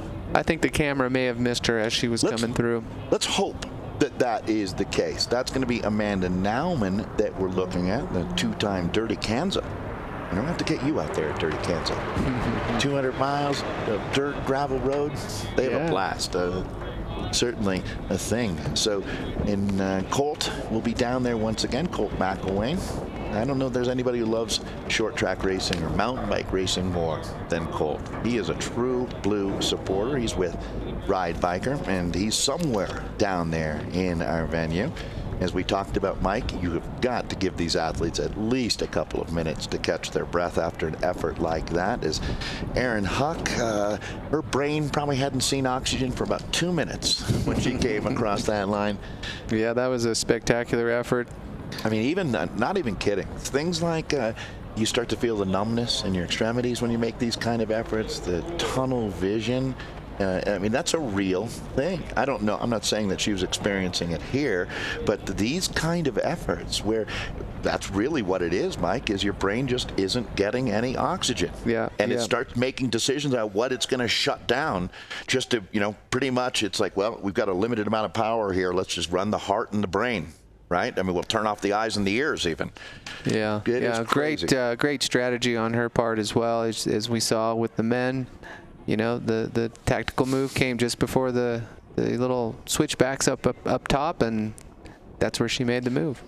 Yeah, I think really the theme of these two races here at VW's USA Cycling National Mountain Bike Championships as we wrap up our short track, we will talk about that after we come back, because we're going to take a very short break as we'll send Colt down to find our winner.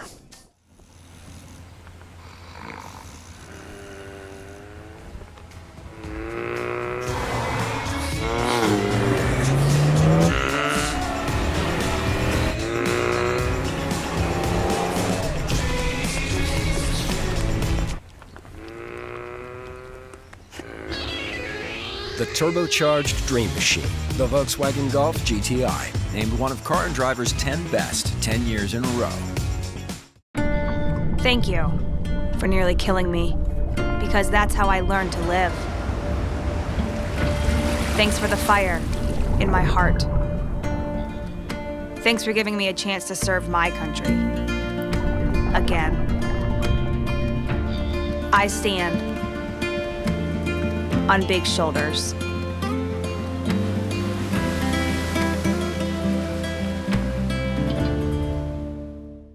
Welcome back to Mammoth Mountain and VW's USA Cycling National Mountain Bike Championships, as we just wrapped up 2 thrilling short track races, actually a full day of short track racing. You were with us for our pro men and pro women.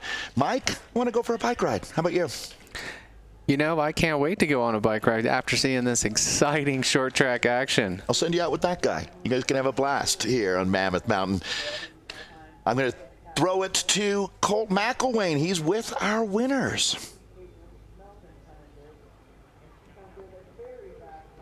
All right, guys, Colt McElwain here, back on the finish line with not once but 2-time national champion this weekend in Mammoth, Erin Huck for Scott Three Rocks. Erin, congratulations. Thank you. Thanks a lot.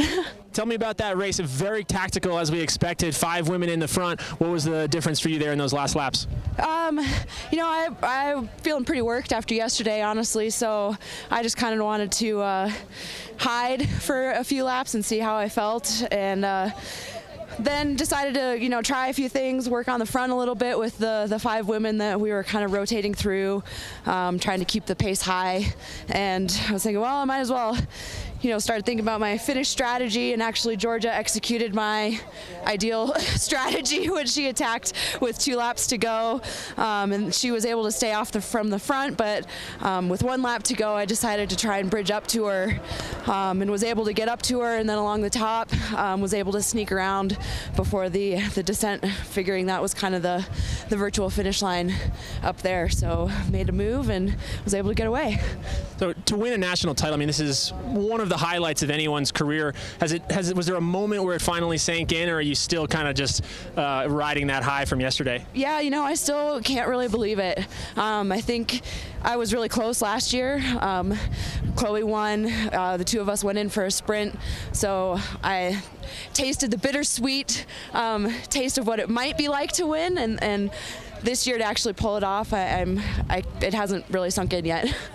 Well, congratulations. I'm sure we'll see you some more this summer, but nice work. Thank you. All right, guys, we're going to stick with you real quick. Georgia Gould is on deck right now.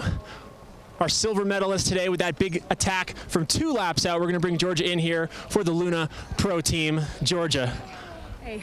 A very tactical race and a very brave move from a couple laps out. We were wondering if it was going to stay all together for that final sprint, but apparently you weren't feeling the sprint. You wanted to go solo. Tell me about it.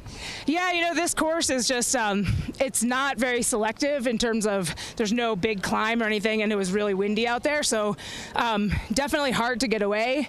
And there was just a lot of kind of sitting up and everyone looking at each other, and I don't know. I just, it seemed like everyone was going to do the whole sit in, wait for the last hill, and everyone goes as hard as they can, and chips fall where they may. And I was just, I'm going to go for it. I'd rather just murder myself and get 5th place than kind of just wait around and be like, oh, I should have gone harder, or should have done something else. So I went for it. It hurt pretty bad, and in the end, it wasn't enough. But, I'm just glad that I, made the move.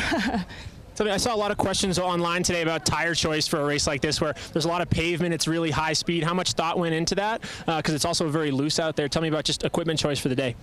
Yeah, I mean, definitely that was a factor. I mean, I went for a tire that has both the fast tread in the middle, this semi-slick here, with really awesome side knobs. So in all those loose corners, they hooked up really well, and so I felt pretty confident, at speed and all the loose stuff. And then they rolled super fast on the straightaway. But I think Aaron maybe actually had the same tire, so it was a good choice today, the Maxxis tread lane.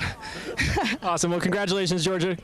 Thanks. All right, guys, we're going to get one more here for you. Your bronze medalist on the day is going to join us here in just 1 second here, and this will be Kate Courtney, our gold medalist yesterday in the U23 women's cross-country race. Backs it up today with an elite bronze medal. Kate, for Specialized Factory Racing, how was that out there? It was awesome. It's really exciting to be in such a competitive field and get to go up against the elites. It's truly world class. I mean, 3 of those women were in the top 15 at Worlds just a couple weeks ago, so it was an honor to race with them.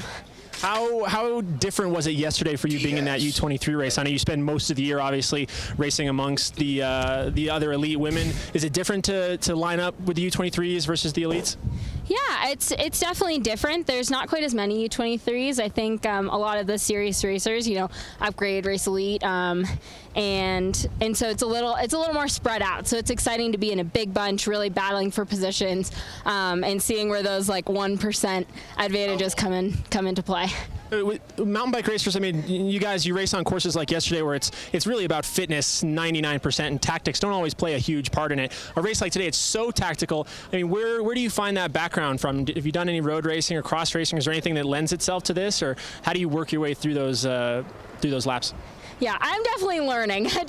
I'm trying to listen to my coach, stay out of the wind as much as possible. But yeah, it's definitely exciting. People are throwing attacks and trying to kind of conserve energy for those last few laps. So it's really exciting, and I think a lot of it is just trusting your gut. And also, I'm really getting that steep learning curve of figuring out, where are people attacking and where can you sit in versus, really pick up the pace. Well, congratulations, Kate. Thank you. All right, thanks, guys. I'm Cole McElwain, and back up to the booth, Dave Toll. Thanks, guys.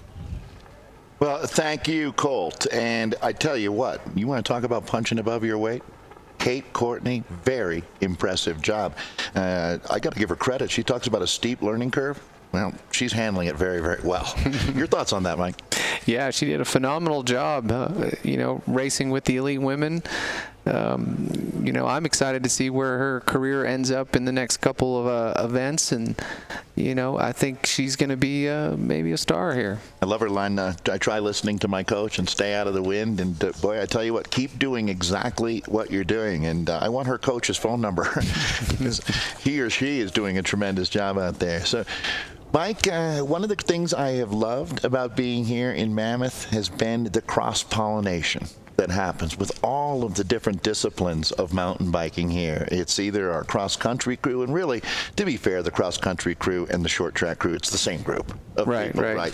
But then you've got your downhillers here, and even the enduro riders, they can be their own unique breed of rider joining our USA Cycling family here. Actually, that's your group, aren't you? You're going to be out there tomorrow doing some enduro. Yeah, I'm going to see if I can get out there later this afternoon and hopefully check out the enduro course. That is Coop. Yes. Yes, Cooper Wells rolling rolling through. That's a great shot right there. Then the Wells family. Well, Coop looks like he's going to have his dad's DNA working for him here. Those long, thin, fast legs. All right, Coop.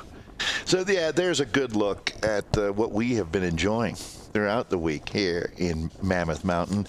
This is a fantastic place to come ride your bike. Could not recommend it any higher. Whether you're into, they've got the gondolas running, you can bring your bike up and have that assist, or go out and ride on just an amazing network.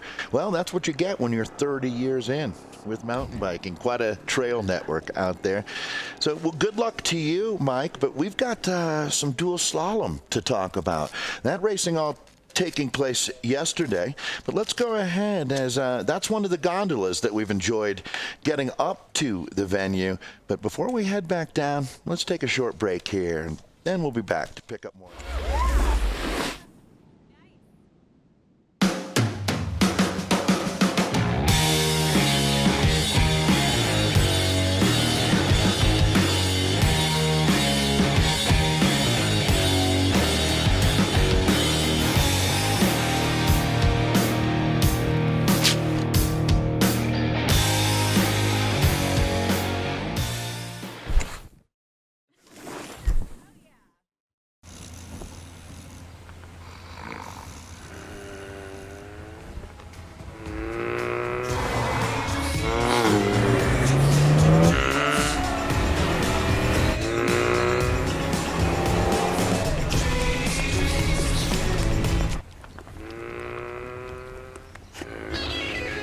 The turbocharged dream machine, the Volkswagen Golf GTI. Named one of car and driver's 10 best 10 years in a row. Thank you for nearly killing me, because that's how I learned to live. Thanks for the fire in my heart. Thanks for giving me a chance to serve my country. Again. I stand on big shoulders.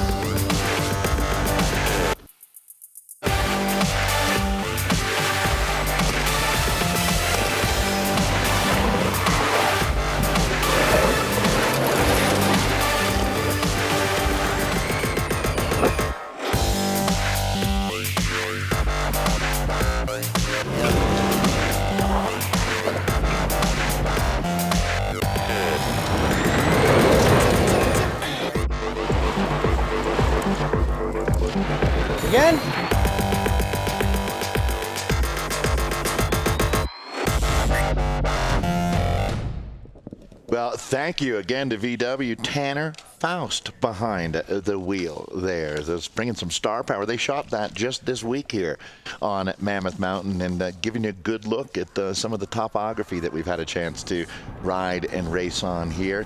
30 years of mountain bike history, all tracked back to right here on Mammoth Mountain, whether it's the Kamikaze, which still thrives just up mountain from where we are right now. An incredible summer scene going on here. No one has done it quite right.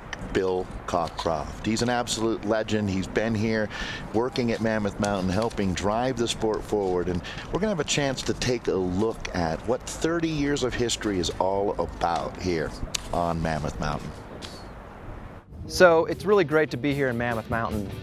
It's got a lot of history in the cycling world. It goes all the way back 30, almost 40 years of racing here. And one of the real pioneers of cycling has been Bill Cockcroft, who runs the mountain here. He's run the mountain here for many, many years.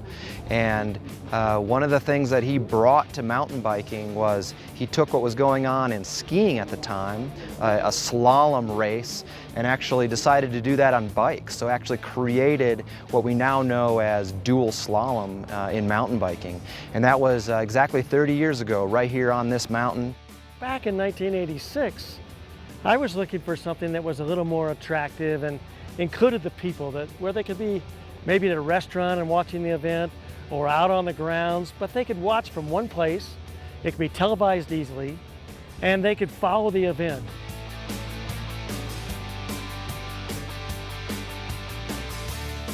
I've been watching World Pro Skiing here at the area and at other ski areas, so I just adapted this format from World Pro Skiing and put it right into mountain biking.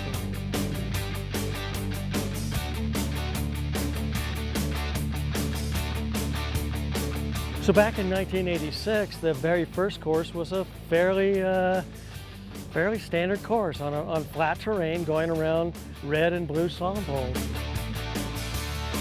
Dual slalom was pretty raw. It was, we had some slalom gates for a start, and then basically just plan out some slalom gates and kind of go at it, maybe jump over a hay bale or two. But the bikes were hardtails then. They were all fixed. There was no shock absorber. I mean, we were really racing modified cross-country bikes at the time. There wasn't a dual slalom specific bike. You know, we would get maybe a 14-inch, 16-inch, like a small bike, drop the seat post all the way down.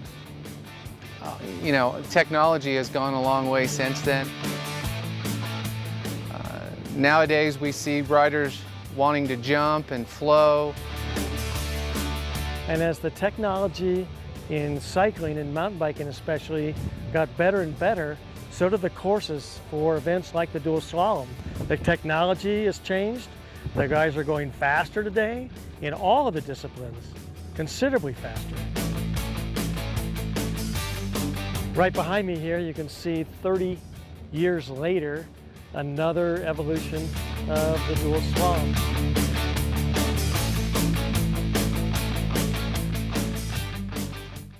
What a great look at the evolution of this sport, and I appreciate your part in that, Mike. Well, thanks, Dave. I mean, it was great to see Bill Cockcroft this week. I mean, he has been one of the pioneers of mountain bike promoting in this sport. Boy, it is really amazing when you look back. As he said, the speeds get faster and faster, and he's been one of the guys that has really driven that forward as far as course design. So as you get a look at the family that we have with us here, we're going to be taking a very close look, and what better guy to do it with than Mike King, a man who certainly knows his way around all of the dual slalom courses in the history of the sport. So let's take a look at this edition. Mike, when we are out there, take us through it. Yeah, well, we shoot out of that start gate that I've seen many times. I'm actually on my trail bike as we start to go through some of these gates. The track flows really good. I mean, you can see the berms here. This is the red course. You're just basically trying to find a good flow and areas where you can accelerate and just really grab some gears. Did you have a chance to run blue as well, as we obviously will be running both of those courses? Yes, I actually got on the blue course. And was it faster in that last section? We talked about that a lot yesterday. It definitely it opens up after that sky bridge they have out there. Well, we're going to take a look at some of the people that helped make this possible for USA Cycling, and certainly Bonk Breaker, a great place to start. I ate 14 bars yesterday. Well, maybe not quite, but we certainly appreciate them. And Chobani, and one of the great things about being on site every day down in the expo area is going by and grabbing a Chobani yogurt.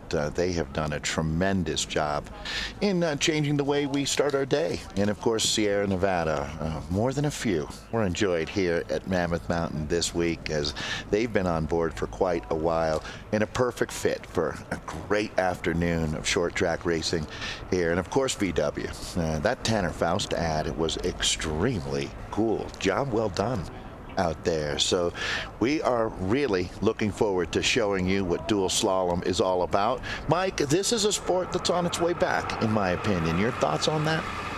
Well, you're starting to see a lot of the younger kids out there. We're seeing some kids transfer over or transition over from BMX racing, so that's great to see, because as I've said many times, that is our future. You're going to hear us talking a lot about BMX during the show. Mike, I really appreciate having you along for this ride here in Mammoth Mountain. As we're going to take a look at yesterday's dual slalom action for our top junior riders, the women and the men. So as we say goodbye from our short track action, we're going to turn it over to yesterday's dual slalom. It was quite a show. For my colleague, Mike King, I'm Dave Toll saying thanks for joining us, and enjoy some amazing dual slalom.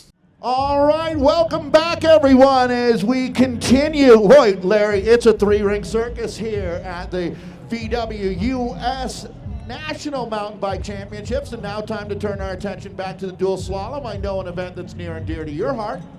Yeah, beautiful afternoon out here at Mammoth, California. We are queuing up our dual slalom finals. We qualified in the top juniors here this morning, or actually yesterday afternoon, I think.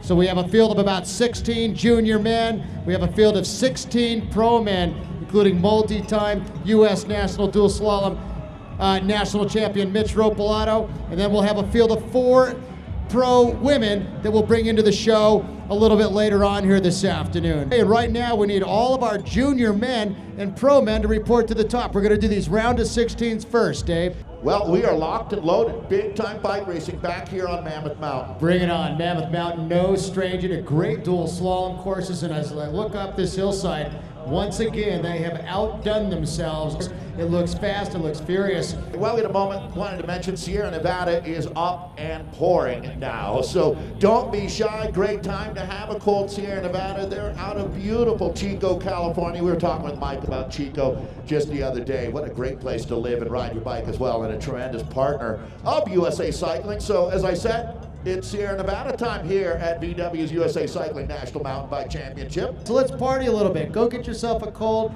Sierra Nevada and join us right up here, edge of the course. Big thank you to all of our volunteers.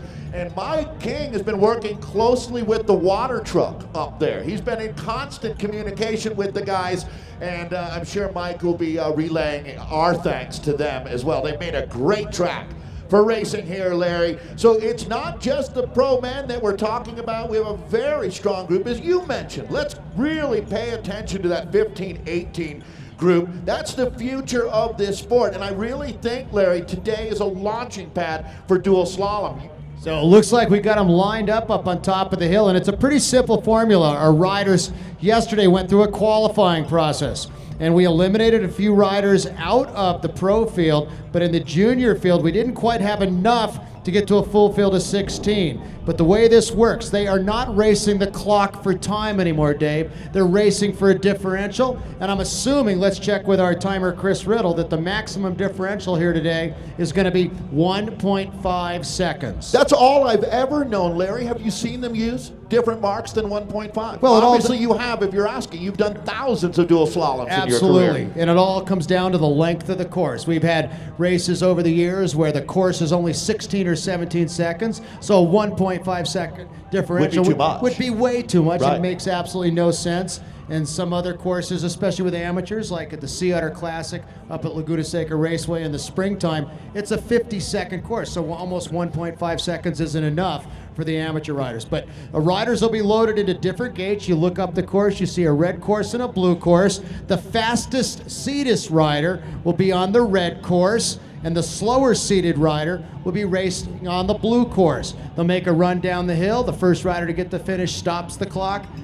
Starts the clock. The second rider gets to the finish, stops the clock. That's called a differential. You can't lose by more than 1.5 seconds. If Mike King is going up against Brian Lopes and Brian Lopes crashes, the most that Mike King can win by is 1.5 seconds.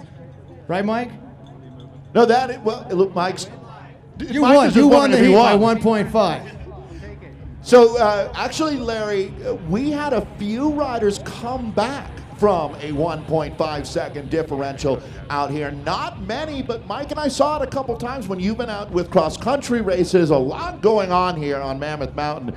But as Larry mentioned, really, I guess the only other caveat I'd add to that is I'm learning about dual slalom is that let's say that we have that 1.5 differential and then the next run they end up tied. Same thing happens to the other rider. Second run is the tiebreaker. Exactly. Pretty simple formula. Right. Makes it easy that way for sure. So Larry, what else are we missing if this is your first dual slalom race? So you're going to do one run on the blue course, one run on the red course out here. We combine the times. It's a lot like golf. The lowest score wins. No, that was the qualifying process. Now we're back to that differential. So they'll race, guy crosses the finish line. He'll I'm sorry, absolutely. Start the clock. The second rider comes through the finish line, he stops the clock. So I'm racing you, Dave Toll.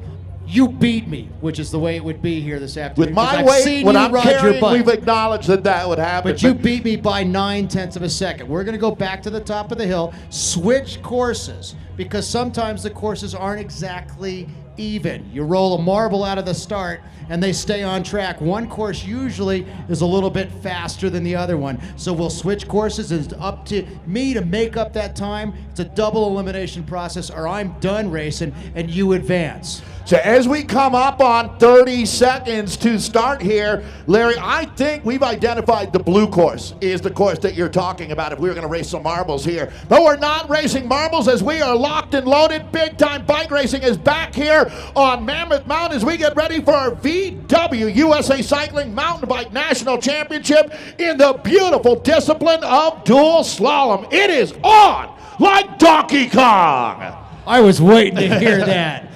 Technically, I'm going to get sued by Nintendo now, but it was worth it. But our first run here is going to be a bye. We only had, let's see, about 14 riders to fill out a field of 16. So it's on like Pac-Man now. Yeah, it's slow. We're going to see Devin Kyer, our #1 qualifier, get a bye. We didn't have a 16th seed. So you young junior riders, let's upgrade into this junior field. Yeah, this is Devin Kyer that we're looking out on course right now. Devin, there you go. Get a good look at what the red course looks like now. So Mike King, we've had the privilege of watching racing here for the last couple of days. Have you seen a better designed dual slalom course than what Bill Cockcroft came up with here? This is world class, isn't it? Yeah, no, this is a really good course. It flows really well. I talked to a couple of the riders, and I think we're going to have a great race later this afternoon. Speaking of great races here in the round of 16, this is the one that got the #8 qualifier taken on the #9 qualifier. So this is one of the most hotly contested heats in this opening round of 16 as we're underway with the Volkswagen Mountain Bike Dual Slalom Championships. These are junior riders. They range from 15 to 18 years of age, and they are getting their countdown up at the start. We're going to see Ben Reeder, the number 8 qualifier on the red course, and the number 9 qualifier, Ricky Castro, on the blue. And usually this is a dead heat to the line. Yeah, like just think NCAA tournament, right? This is the 8 team and the 9 team is evenly matched off of qualification. As you can find it, Larry, there you go. These two locked in mortal battle out there right now. Well, it's Reeder on the red course, and it looks like he's got a little bit of advantage as they come over the flyer over there. Reeder on the red, he'll straighten it out right here. Little tricky sprint on the right, on the blue course, and he'll bring it back. And the advantage goes red course, .066. And that is as close as we have seen. Actually, one moto closer out there. So it was Reeder. You might as well throw that one out the window, Larry, as it's going to come down to the fastest man down the hill the next time, who's going to transfer into the next round. And we're already underway up there. The number 5 qualifier is on the red course, and the number 12 qualifier will be on the blue. So Con is your favorite rider here, but you never know. Some riders qualify well, and other riders race well against each other. But right now, it's Con on the red, Bingham on the blue, and it's all Bingham, the number 12 qualifier. There's an upset here, Mikey King, in the first run of the round of 16. Almost the maximum differential of 1.393. Yeah, we've noticed that the blue course seems to be faster once we get past that bridge. So keep an eye once we get a little farther down towards that tabletop jump with 2 gates to go, you'll see the blue course really open up. All right, well, next up, it's going to be Angelo Loscota against Evan McCure. It's the red course for Angelo, Evan on the blue course here. Well, McCure trying to close it down here at the bottom. The number 13 qualifier makes it close. Spike throw, almost another dead heat. Red course doesn't get much closer than that. .012. My goodness, and Larry, we need a drag chute here for these guys. They are coming in so hot, much faster than we have seen from any of the racing over the last 2 days. So another rider there taking a minuscule advantage back up the hill. Once again, Larry, next time down, it's going to be the first guy across the line advancing. Well, right now we're going to see Trevor Boldy on course. He was the number 3 qualifier, so he has a bye in the opening round of competition. Not necessarily required that these guys have to make their bye runs, but they will just to stay loose, keep the flow going. And, you know, he's just coasting to the bottom of this thing. These are the junior men, so here comes Boldy, but now we're going to go back to the top for Schwartz and Irvin, Dave Toll. Yeah, Mike had talked a lot earlier about why not use that run to your advantage. Take a hot run down the hill. Figure out the good line out there. Just another good shot, Mike, to do some recon work. Take advantage of everything you've got out here. Yeah, absolutely, Dave. I mean, you got nothing to lose. You can do a hot lap. If you fall, you fall. You're not going to get DQ'd, so might as well put that to your advantage. All right, well, he's charging Declan Irvin on the blue course, trying to bring this one back into the fold, but it looks like Jeremy Schwartz will post this one up. Larry, what's that differential? .916. .916 is the advantage to the red course, and it is, we heard from Mike King a minute ago, that blue course is quicker, so Schwartz maybe an easy run into the field of 8. Larry, we did see a run, though, where they were winning on the red course 5 times in a row. So it's not like the red course. You're not running through wet cement out there. But let's turn our attention back to the track as this is Cole Sutton on the red course, Max Furyk on the red. Throttle open right now, Larry, and it looks like Cole Sutton on the red's got a bit of an advantage here. Well, Max Furyk let that back end slide out way up high in the course. He's been chasing the whole way. He'll try to stay inside now. He's just going to sit up and hand that 1.5 second. You see, red course there won by 1.7, but the maximum differential is only going to be a 1.5. So we'll give 1.5 seconds to Cole Sutton. Now we're going to see Andres Simon, number 2 qualifier, nobody to race. Mike, how big of an advantage is a bye in the first round? Well, you know, having a bye really does help mentally because you get that one extra practice lap in. So, you know, this next round, obviously, he's going to have some competition. I always loved him. Didn't see many of them, but hopefully he'll take a good run at this one. Looking at Simon right now, he'll be going up against either Cole Sutton or Max Furyk here. And getting a good look at this course. I love how these guys just whip it in and out of those berms. I couldn't turn that quick if my life depended on it. You could be offering me a free Sierra Nevada beer and I'd still be going straight. All right, we're going to turn the page now as it looks like you're going to have a chance to see our top qualifier here, Rich Freeze. Where did I come up with that? This is going to be, Larry, a guy to watch to be a national champion, no doubt about it. Top qualifier coming up next. Well, he's a multi-time national champion, actually, and a former junior national champion. This guy is flying on course. He's Mitch Ropalotti. He's got bib number 10 on, plate number 10. And unfortunately for Jared Hansen, 16th qualifier, it's going to take some sort of a miracle for him. You know, Hansen is really hanging in there, but you're looking at one of the best in the business. Oh, man, how sweet is this? Is Mitch Ropalato coming through our top qualifier. And Larry, let's take a look. It's a 7-1-7 advantage. Hey, I would say good job, Jared Hansen. That's punching above your weight out there. Yeah, Mitch Ropalato, great run. And that's a question for Mike King. You guys always seem at the front of these pro races to have eyes in the back of your head. How do you sense where that guy is and know exactly how fast to roll when you're going up against, like, you're the #1 qualifier and you're racing number 16? Well, you know, it looked like Mitch actually was coasting a little bit towards the bottom. I wouldn't necessarily do that because he did lose a little bit of time at the bottom. But again, you know, he was on the red course, so he does have a good advantage. Hey, let me pick up now. That's going to be Warren Niss coming through just in front of Bas van Stierbergen. So, Larry, that advantage is going to be a .679 for Niss. Yeah, and that is one of those matchups, number 8 and number 9 qualifiers, that usually expect it to be a little bit tighter than that. But Warren Niss took full advantage. He knows he's going to get the slower course, and he never, ever looked back. He can sometimes call that a sign of inexperience. When you see him take that look over their shoulder, and it slows you down just a little bit. Now we're seeing number 5 qualifier, Dakota Norton, on the red course, and the number 12 qualifier, Mikey Hatterer, on the blue. Well, let's see if the blue course is a little quicker through this section, because a nice advantage there for Dakota Norton. It's coming back together here in the final. Oh my! What a ride from Mikey Hatterer there! Yeah, he shut it down here at the bottom. .008 thousand, easy for me to say. Yeah. Say it for me, will you, quick? So 8 1/1000ths of a second. 008. And this is a course that Mikey Hatterer last year basically should have gone off on a stretcher. He broke his heel, he broke his shoulder, he was hurting, and he joined me here to commentate at the Kamikaze Bike Games. Well, he drives the nail all the way home, doesn't he, Mike? Really different than what we saw from Mitch earlier. Mitch had an entirely different scenario coming to the line as well, but very impressive job. That man is a closer. Yeah, no doubt. If you're on the red course, you definitely want to pin it all the way to the finish, just like we're seeing Barry Nobles here.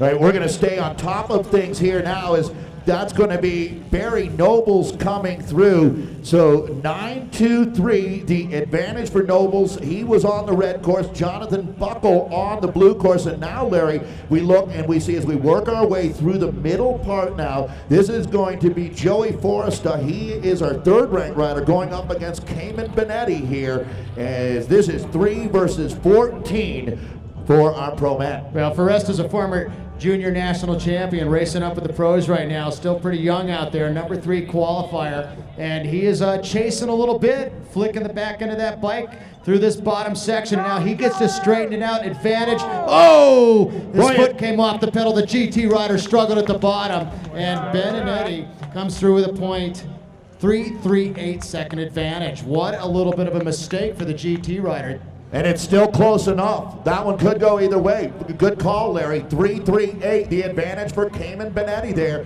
over Joey Forresta. That's going to be one to watch. They're going to be on their way back up the hill as we reset on the top. It's Austin Warren. He will be on the red course. Walker Shaw, Larry on the red. Yeah, actually, Warren's on the red, Shaw's on the blue this time down. Oh, good Dave Toll with Mike King down here at the bottom. And Austin Warren is now, he's dominating this run. The kid comes out of Alpine in San Diego County. I know Mike King's familiar with this kid. And he's following sort of in the footsteps, in the shadow of his big brother over the last couple of years. Yeah, it's great to see Austin out here. I remember riding with that guy when he was about a little 10-year-old Grom. So it's really good to see him out here killing this slalom.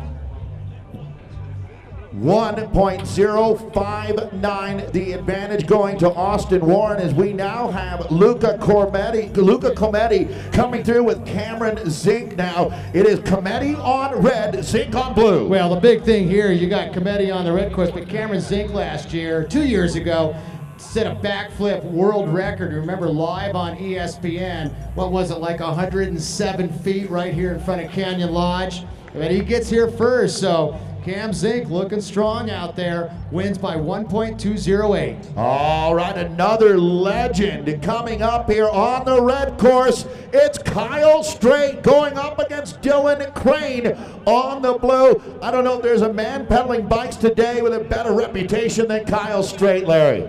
Kyle Strait's definitely the biggest, strongest guy out there in this field. I mean, he is so absolutely massive. If you look at his body type, he's bigger and strong. He could pick up a couple of these kids like Foresta and Cometti and literally put him above his head at any time. So it's Strait, the number 2 qualifier on the red course, Crane on the blue. This is going to be very, very close. An advantage going to red right now, as that is Kyle Strait. But here you go. This one's going to go photo finish, and boom, Dylan Crane on the blue course. That advantage is a .068 for Dylan Crane. Wow, a monster ride here for Crane. That is going to do it for our pros for a moment. We're going to go back now and check in with our juniors, 15 to 18. Yeah, so we're going to see Devin Kyer on course right now. Again, the number 1 qualifier in that round of 16. We've already penciled him into the field of 8, where he's either going to take on Ben Reeder or Ricky Castro. So solo run right now. This is Devin Kyer, but we're looking forward. Who's he going to race? Ben Reeder, Ricky Castro. Well, Mike, a man after your own heart here. Mike King watching a solid trial run, a tester there. So we know that we'll be seeing Devin Kyer in a moment. He'll be going up against either Ben Reeder or Ricky Castro. So we flip this time through. Reeder moving to the blue course, Ricky Castro on red now. And they're in the gate now. They're on course. They switch courses. So Reeder, .066, is going to be on the blue course this time. We already have sort of figured out it's a little bit quicker here at the bottom. So all Reeder's got to do is just stay a bike wheel or so out in front, or bike length out in front, and he's going to take on the number 1 qualifier, Devin Kyer. Reeder on the blue, Castro on the red, needing to make up. Basically got to finish first on the red course if he wants to advance. Not going to happen.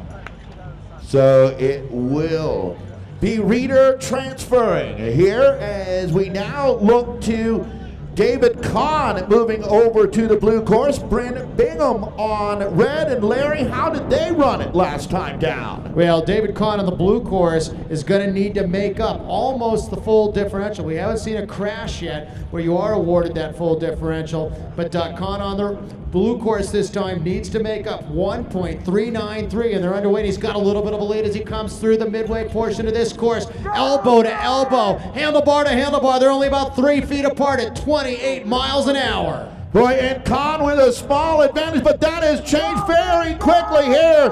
Well, no, Kahn on the blue course, but is it enough, Larry? It's going to be close. Not going to be even close. No. .723. He needed 1.3. He got about halfway the difference. There. All right, well, good effort. But here comes one of the closest matchups of the day. All right. .012. So this is on the blue course, Angelo Lascota going up on red, Evan Mercure. Larry, the advantage goes to... Well, the advantage in the first run is Lascota, .012, less than a blink of an eye. Yeah, as we said, first man over the line will be transferring out of this group. Looks like a man in his shadow on the hill right now. There's where they split, and we got to look at how close they are to each other. And that's your difference maker. Game over out there. So on the blue course. So what happened, Mike King, to Evan Mercure? Looks like he just kind of got late, and that berm caused him some trouble. Yeah, he really came into that corner pretty hot, and looks to me like the front wheel just knifed a little bit. He might have grabbed a little front brake. Not 100% sure, but let's give him a hand, guys. So Lascota will transfer, and this will be another one of our ghost rides here, Trevor Boldy. We know that he's moving on, but let's see if he will be riding the blue course for us here. Looks like he is.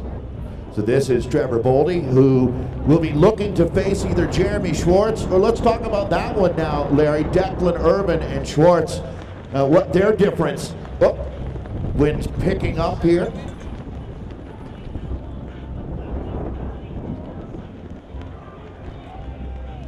So as we're looking at Trevor Boldy finishing up now, his second of 2 runs, he had a bye there. So good work, Trevor. We'll see you in a little bit. Jeremy Schwartz and Declan Urban. How did it shake out for them, Larry? Well, Schwartz was on the red course. He had a 9.16 second advantage. He'll be on the blue this time. He is your expected rider to do well. Number 6 qualifier yesterday. Number 11 qualifier is going to have to, well, a little magic out of the hat here this afternoon. And they're out of the gate on course. It looks like that the blue course had just a little bit of an advantage, and now holding on to the lead down here, that's the rider with the advantage. So this looks like an easy run for Jeremy Schwartz. Yeah, it looks like he's got this one in the bag. So there is Schwartz on the blue course across the line. He will transfer here, and we'll move now to on the blue course. It is Cole Sutton going up. Am I saying it wrong, Larry? Is it Byrick? Did I miss on that one? Okay, good. We're on the same page then. This is Max Fierick that we're looking at here, going up against Cole Sutton. And Sutton on the blue course with the maximum differential. They're in the start gate right now. And then we get Mike King, because I think they're just getting out of the gate. Talk a little bit about that start gate at the top of the hill. It keeps these guys from leaving too early. Well, that is the same start gate that I remember from the late 90s. But yeah, that gate is a magnetic gate, and it will drop probably within about 2.5 seconds once the command starts. But as you said, it's randomized to keep everyone honest. All right, so taking a look at Andres Simon, who's going to have a bye. Talk about the cades at the top of the hill. They load you guys, they load the riders in the gate.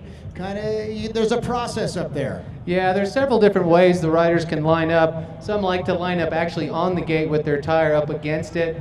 I like to be back about 6 inches. If I can get away with maybe 10 or 12, I'll anticipate when that gate will drop. So it just really depends on how lenient the start official is up there. You're trying to have some momentum even at the start, eh? Oh, absolutely. The start is key.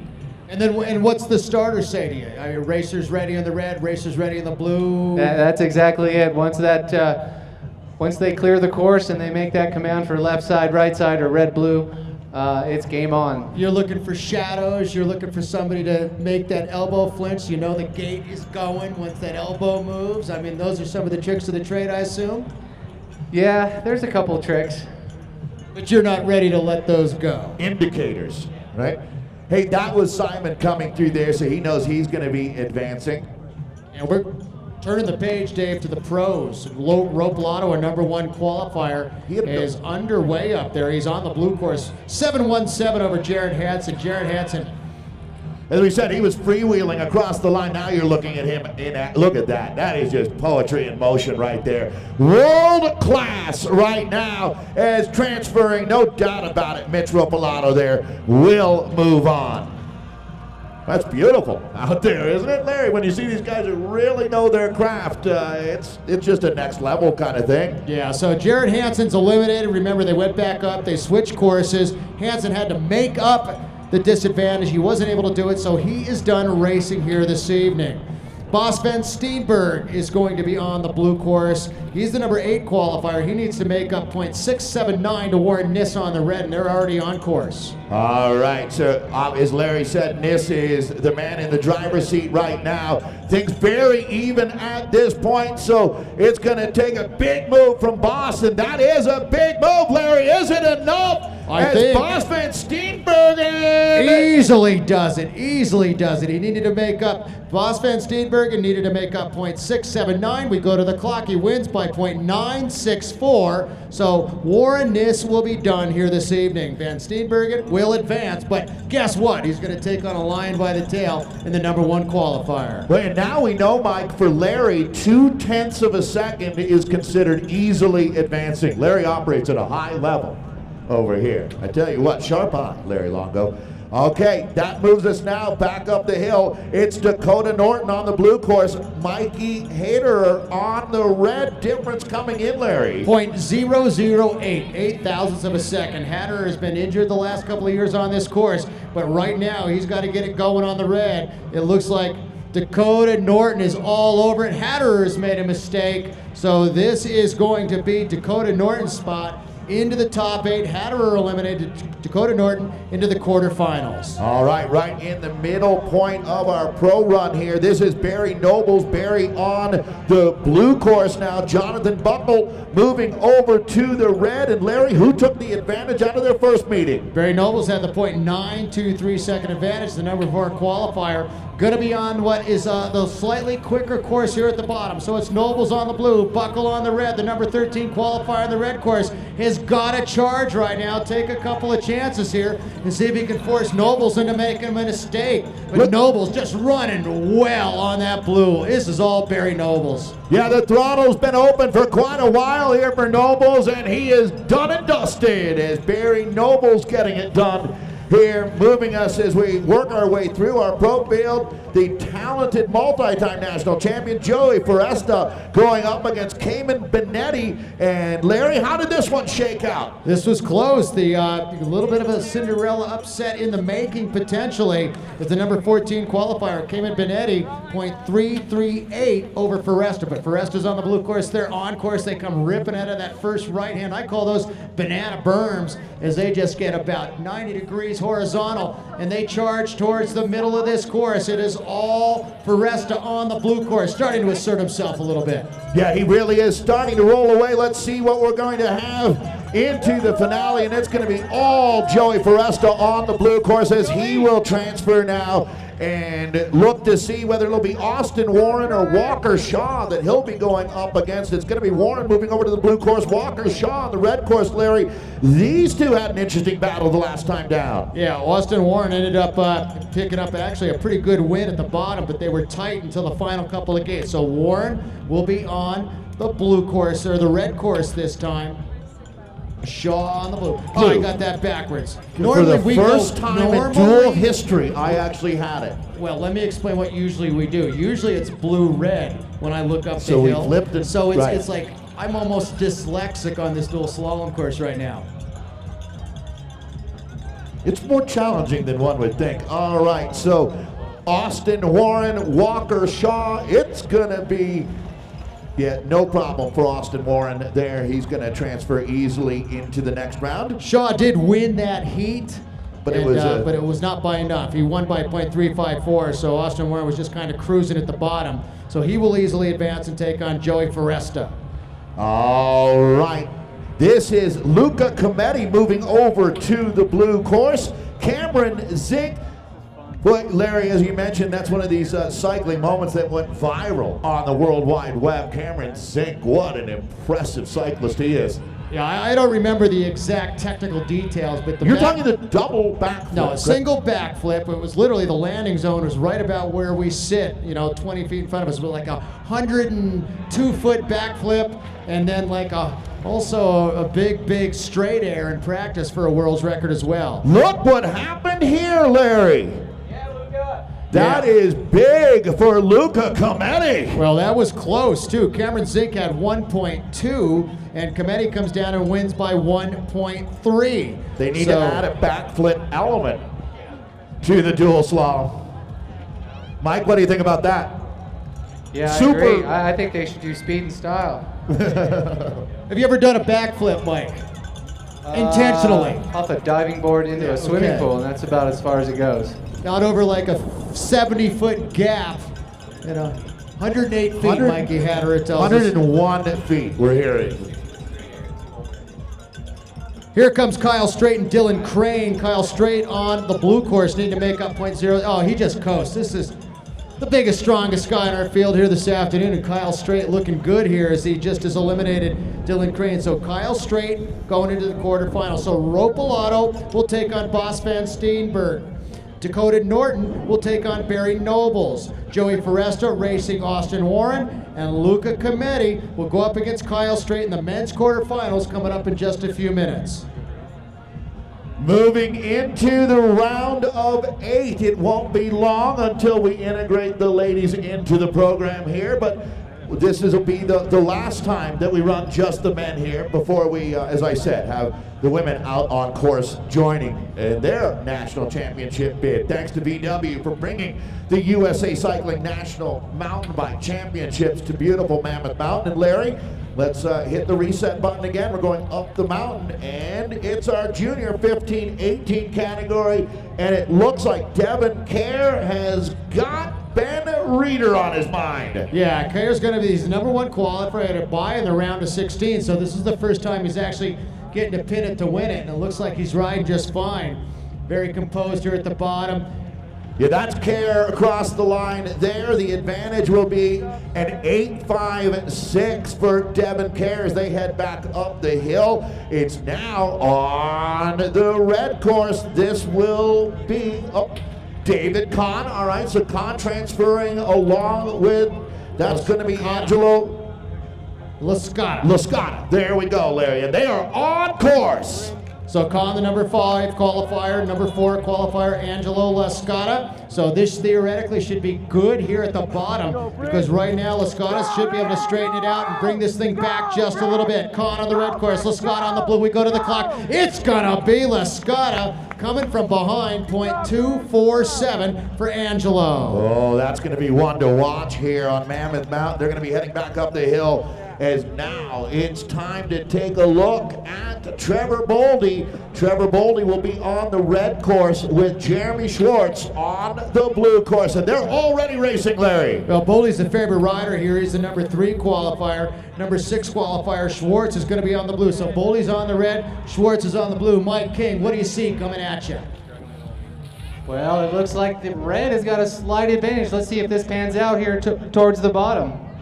Right, and it starts to tighten up now, and this is going to be as close as we've seen, but let's take a look. It's going to be a .108 for Jeremy Schwartz. So not a lot of time to put in the bank as you head back up to run it one more time here. That one's going to be humdinger here. Yeah, no doubt about it. 1:08, just a tinch more than a tenth of a second. Now we're looking at Cole Sutton, #7 qualifier, who made it into the quarterfinals, taking on Andres Simon. He had a bye in the opening round, so this is his first hot match. So that is Simon that you're looking at on the blue course here. Sutton on the red, Cole Sutton. Let's see what we've got. This is a big tell right here, and it certainly looks like Simon's got this one, Larry. Yeah, this is a piece of cake for Andres Simon. He'll just continue to charge across the finish line, and it looks like it's almost going to be the maximum, easily the maximum differential there for Andres Simon of 1.5. But now is when it starts to get a little bit better here as we move into this quarterfinal field of 8. Ropalato and Boss Van Steenberg. Our top qualifier, Mitch Ropalato, comes into today as the man to beat, no doubt, in our run at this national championship Stars and Stripes jersey. Let's see if Boss Van Steenbergen has brought his A game. Here we go, Larry. They are flat out flying right now. Well, it's called having gait, and that's something that the best riders in the business, guys like Mike King and Eric Carter over the years, now guys like Ropalato, they're in the lead when they go into corner #1. So Ropalato is just charging to the bottom of the hill. Too much pressure on the #8 seed, Van Steenbergen. So it's going to be 1.5 for Mitch Ropalato. You know, the way Boss was riding impresses me, though. He was all in on that. It was either going to be win or go off track. And there you go. Ropalato will transfer. And now it's time for Warren Niss, isn't it? Excuse me. Dakota Norton and Barry Nobles. All right, so Nobles on the blue course. Dakota on red. Mike King, anytime now. These guys, the pedigree comes out of BMX, doesn't it? I mean, these guys are growing up racing these short little sprints. Now you tilt it downhill. Absolutely, Larry. These guys, I guarantee you, a lot of them have a tremendous amount of BMX experience. And you definitely can see it because they do not let up when they get here towards the finish. You just see an explosive sprint. Yeah, I was saying, I can't imagine there's a guy who wasn't racing BMX bikes at 10 years old that could make it to this level in dual slalom. Yeah, no doubt about it. These guys are so strong in their lower bodies, so good at handling the bikes. And right now, looks like Barry on the blue course is going to win by 0.614. 0.614 second advantage for Barry Nobles. This is the USA Cycling's National Championships. You're looking at the best pro dual slalom riders in the country.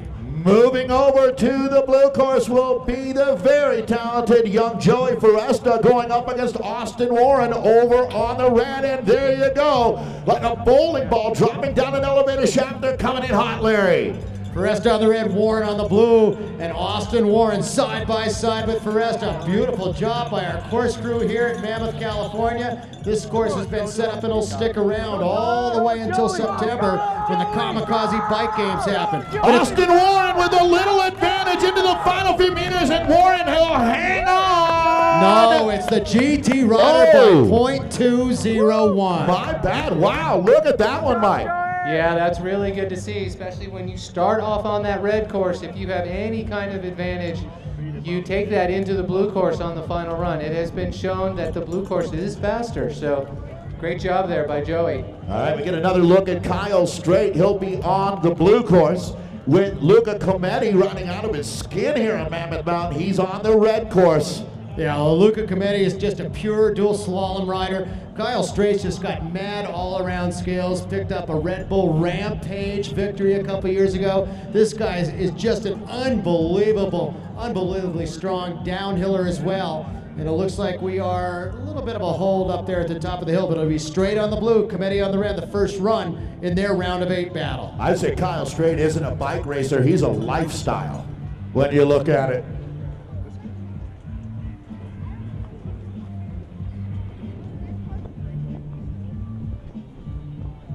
All right, here we go. As this is, once again, we're looking at Cometti on the red course. Kyle Strait on the blue course. Strait looks like he's got a little bit of an advantage right now to me, Larry. Yeah, he was roosting off that berm there. He'll point it downhill. He comes under the Mammoth Bridge. This is all going to be Kyle Strait here at the bottom. Probably advantage weight-wise, too. Probably 40, 50 pounds here as they go through the finish. So it is going to be 1.129 for Kyle Strait. All right, so that is going to wrap things up then. This round is, we're going to turn the page once again now.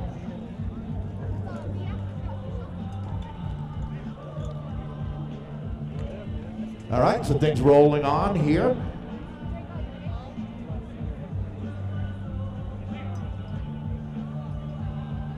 So Devin Kyer on the blue course, 0.856. They're out of the gate up there. Kyer on the blue course, Ben Reeder. Tough row to hoe, I suspect. You said the gap was 0.856. Oh, well, I mean, at this level, we haven't seen anyone come back from that deficit. Will it be Ben, the first rider to do it? That doesn't look like it's going to be enough here. Or? Well, it's not going to be enough. Devin Kyer is going to be the first rider to make our Final Four here this evening in this junior men's Cat 1 field. So Kyer will advance, and he'll eliminate Ben Reeder. Now we're going to see David Kahn, if you can read my writing, and Angelo Lascata. Lascata on the red course, Dave Toll, has got a .247 second advantage. Excuse me, Actually, yeah, Bingham is going to be on the blue course.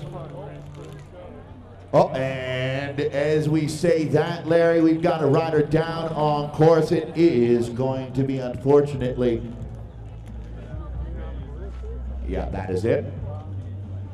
Things are drying out, Mike. We're going to water this course in a second. But as I look up this hill, and I'm kind of one of those wussy little cross-country guys, but to me, this stuff looks really slippery. You got hard pack and talcum powder on it. How slick is that course? Well, a lot of times you get that loose soil on the top and they'll push it through. You're starting to see a lot of the roosters, the dirt's just flying up out of the corners up top. The interesting thing is that the wind has died down quite a bit. We had a crosswind earlier today and at the start of this competition, so that might play a key role as we get into the final rounds. So the big upset in that first round of 16 was a number 12 qualifier, Brent Bingham, taking out the number 5 qualifier, David Kahn. So Bingham now trying to do that to Lascata, the number 4 qualifier. Bingham's going to be on the blue.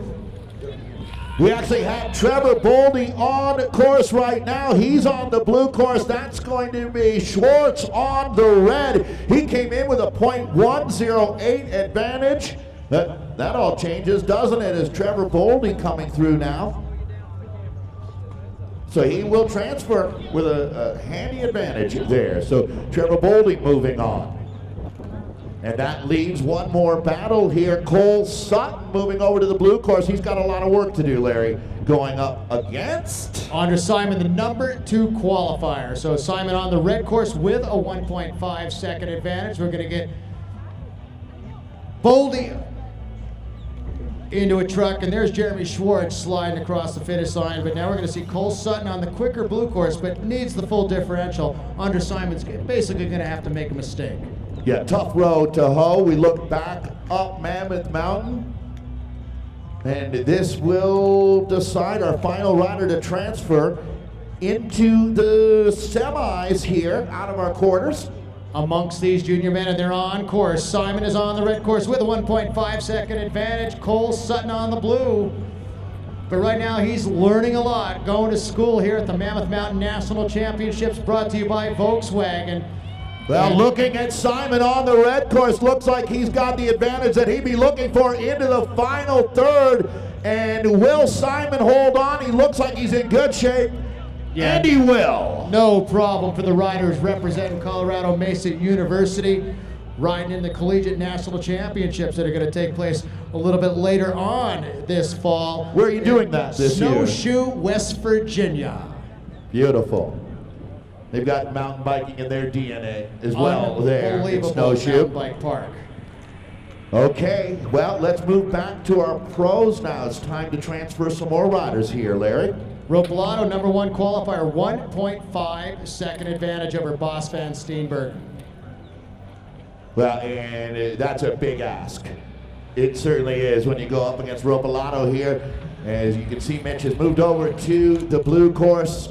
Very comfortable out there right now. This man is not a bike racer. He's a bicycle artist out there right now. As that is Ropalato. He will transfer, no doubt about it. So Ropalato will advance, and he will eliminate Boz here this evening. Pretty good matchup coming up now, though. Dakota Norton on the blue course. Barry Nobles on the red. Barry Nobles was our number 4 qualifier. Dakota Norton, the number 5 qualifier, but Nobles has got the .614 second advantage. He'll be on the red course. Norton don't need to make that up on the blue. Mike, how does the wind dying down affect the riders? Are there winners and losers in that situation? Some guys that are good in this kind of stuff, other guys that aren't? Well, I think if the wind is, when it does die down, it really helps with their vision, and they can go into those corners and just really focus on carving it. Looks like we got a rider down on the red course. Yeah, look at that big cloud of moon dust up there on the mountain to identify where that happened. And Larry, here we go, another rider transferring. That was your number 4 qualifier, Barry Nobles, and he hooked his pedal on the gate, just trying to take too tight a line, and probably yanked him right off the bike. So Dakota Norton will easily advance. Look how small the gap is on this next one that we've got coming up here. 0.2 of a second is what we're talking about for this next battle. Yeah, 2:01 advantage Foresta. Austin Warren will be on the red course. Foresta on what is kind of maybe been the favored blue course, certainly down here at the bottom, as we are looking uphill at.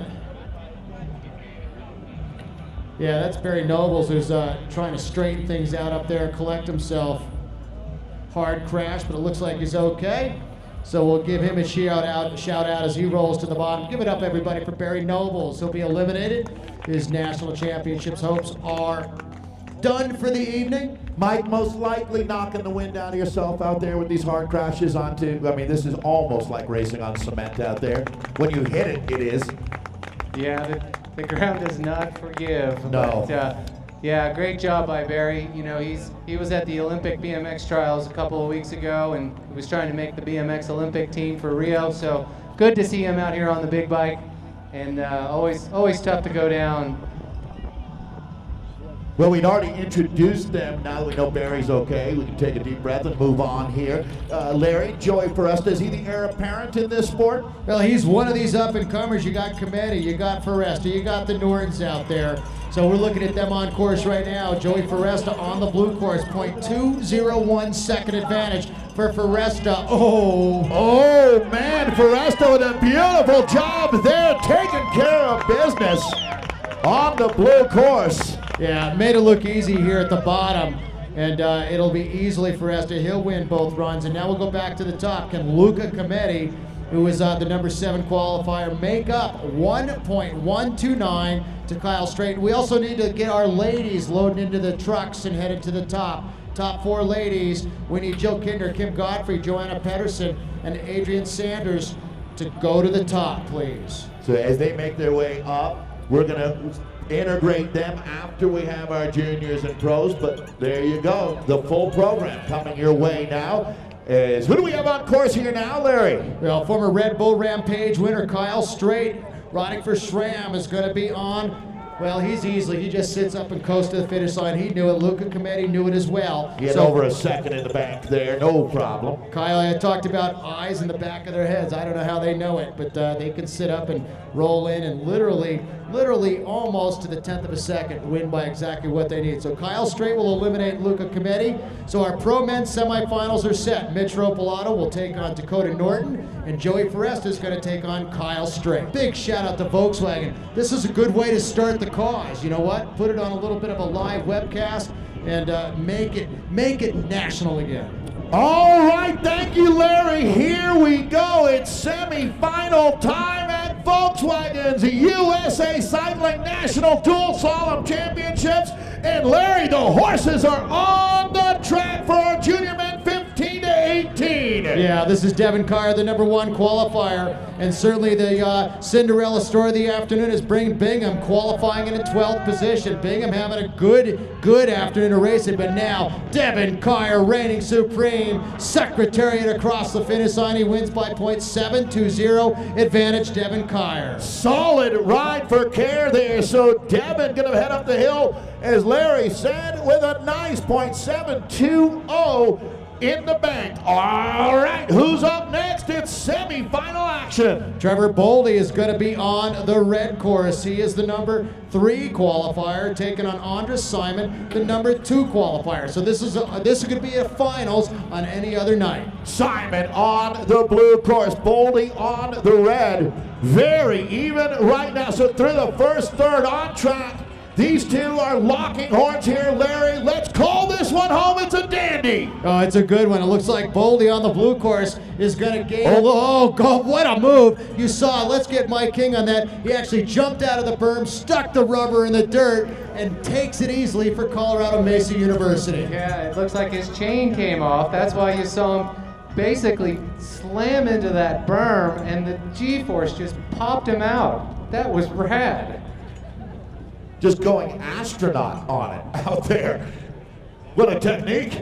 All right, well, here we go, Larry. This is going to be time now to, I believe it'll be our pros that we've got coming down now. The women we're integrating here. All right, so this will be the first time we've seen the women on track here. And Larry, you want to talk about a legend, and we got one for you here. This is as good as it gets. Yeah, this is the Norco Red Bull rider, Jill Kindner. World champion in 4-cross racing a couple of years ago. She's a multi-time national gated champion. She was an Olympic rider on BMX a couple of years ago. And Jill Kindner will easily come across the finish line, picking up the maximum differential. She's more of a pure gated rider, and what a job she has done to learn how to be a great downhiller. She's the favorite to win the downhill national championship this weekend as well. But it's 1.5 for Kindner. The Olympic bronze medalist from Beijing, Kindner. All right, Larry. So Kim Godfrey obviously going up against a legend, an absolute lion when you talk about Jill Kindner. What an honor for Godfrey. But now we're going to have a pretty good matchup. Joanna Pedersen has been around the sport a long time. She's back to racing here this weekend. She was our number 2 qualifier. She'll be on the red course, and she's going up against the number 3 qualifier, Adrian Sanders. I didn't see the time splits in qualifying yesterday, but again, this should be a good run. Pedersen on the blue, on the red, and Sanders on the blue. Boy, and this one's going to be close. close here now. Pedersen, oh, a little bit of trouble there for Pedersen. It looks like Sanders is going to take a nice advantage. It might even be the maximum 1.5 as she pedals her way through the line. And it will be 1.5 going back up the hill there for Adrian Sanders. So our women's first run of the semifinals, Kittner 1.5 over Godfrey, and Sanders 1.5 over Pedersen. All right, let's move back to our pro men. And this is your number one qualifier. He's on a run right now. Well, so far it's been easy for Ropalato, 7.17s, 1.5s, but now he's going up against Dakota Norton, who's a number 5 qualifier. So this should tighten the noose around Ropalato's neck a little bit, maybe. Look, exactly what you said. A very good job by Norton right now. But up until I said that, as this will be Mitch now. Tornado up there, wow. Wow. So like moon landing just happened. 1.5 for Ropalato. 1.5 for Ropalato. We'll hope Dakota Norton is okay. He pops out of the cloud. He's alive. Yeah, I guess he was heading to the bridge. Big old handful of brakes. He doesn't look too dirty, but everybody below that bridge sure is right now. So 1.5 for Ropalato. Now we're going to see Joey Foresta, number 3 qualifier. This is how the brackets are designed to work. Foresta has easily eliminated Benetti, and Austin Warren is the number 3 qualifier. Now, though, he's taking on the number 2 qualifier, Kyle Strait. Straight on the blue, Foresta on the red. Dave Toll with Mike King. Mike King for Foresta, this has got to be a cool experience. Yeah, these guys are absolutely flying. It looks like Kyle Strait had a great start, but look at Joey just rail the turns. Well, Foresta riding out of his mind right now. Oh, you go big and then you pay a big price. Yeah, wow, that was Kyle Strait there, who's gonna roll through, picking up a 1.5 second advantage. But Foresta, wow, it was like he got shot out of a rocket under that bridge. Totally, though, for a second, I think, absolutely out of control. Looked like me on a dual slalom, of course. Yeah, he was definitely on the edge. Great to see him upright, though, and he didn't hit the ground. So it'll be an interesting battle as they switch sides. Yeah, but full 1.5 second advantage for Kyle Strait, one of the legends with us here on Mammoth Mountain. So, Larry, where do we move to next here at VW's USA Cycling National Mountain Bike Championship? Looks like we're going to load our juniors into the gate. We got them up on top. And it looks like Devin Kyer with that .720 second advantage will be on the blue course this time. And Bryn Bingham's going to need a little bit more magic. He's had some good luck here this afternoon, so it's Bingham on the red course, Kyer on the blue. Bingham on the red, needing to make up .720. Yeah, that is a big ask here on Mammoth Mountain, but we've seen it done. But these two definitely look like they are locked together to the midpoint as they go underneath the bridge. Maybe a little bit of an advantage on the red course there for Devin Kerr. Well, no, that's turned, hasn't it? Look at this, what an effort now. Yeah, Kyer actually was on the blue course, and he will win. He came from behind, and he will eliminate Bryn Bingham from a final opportunity. Bingham's going to go back to the top, though, and race for bronze medal at our podium award ceremony later on. But Kyer is going to the championship round, and Bingham is going to be the first runner or rider into the consolation bracket. Yeah, we call it our small and our big final. So he's the first rider into the small group. Let's see who's going to move. So Simon and Boldy. Actually, it is going to be Devin Kerr moving into the big group with Bryn Bingham moving into the small.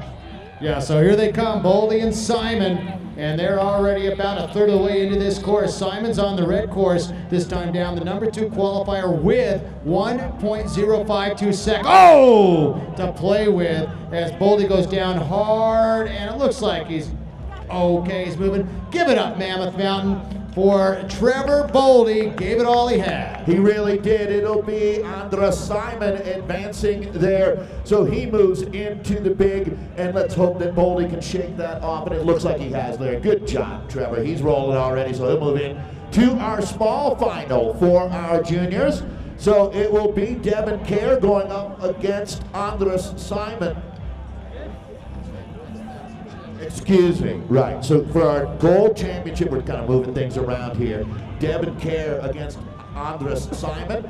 And then Take a look at my bracket. I've been busting my butt to fill it out. Look at Mike King's bracket. He's just drawing lines and scratches people out. It's a smart, efficient way to go. Pro tip. Yeah. Right.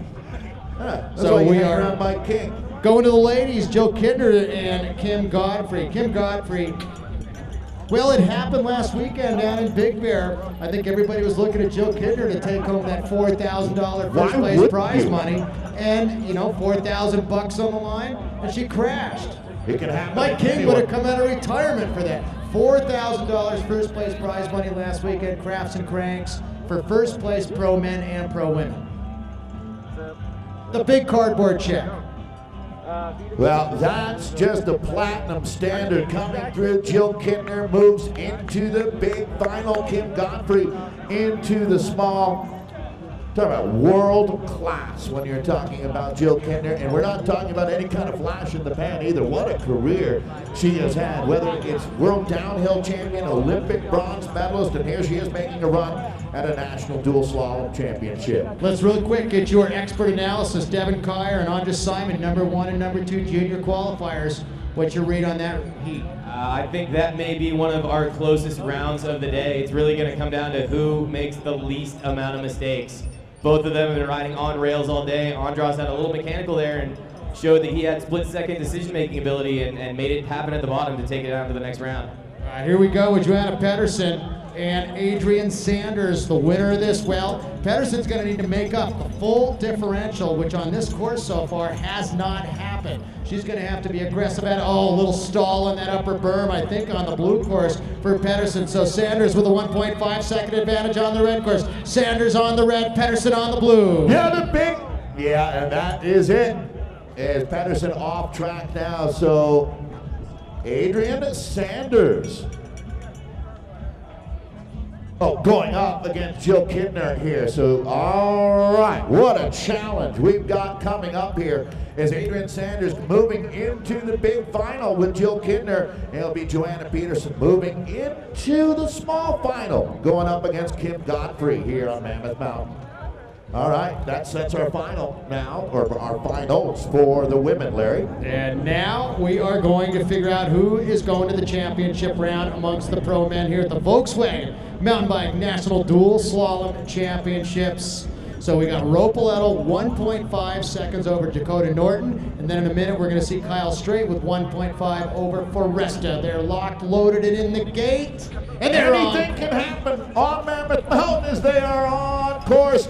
Boy, how do you crack the code, Larry, to beat Ropoletto? Well, you just got to charge in here, maybe with your fingers crossed and a big, huge roll of dice. Hope he makes a mistake. But Ropoletto is just riding out of his brains right now. He is on the faster blue course here at the bottom, and he's just going to point it and coast. But that's tough when you're going up against that, no doubt. Moving into the big final. Good job out there, Mitch. What an impressive racer we are looking at here.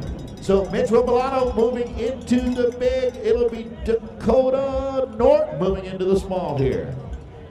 Yeah, Mike King drawing another line. Mikey King, what's Ropoletto got right now that the rest of these guys don't have? What's the secret sauce, Mike? Well, right now he's got a 1.5 disadvantage. He needs to just nail this blue course. It can be done.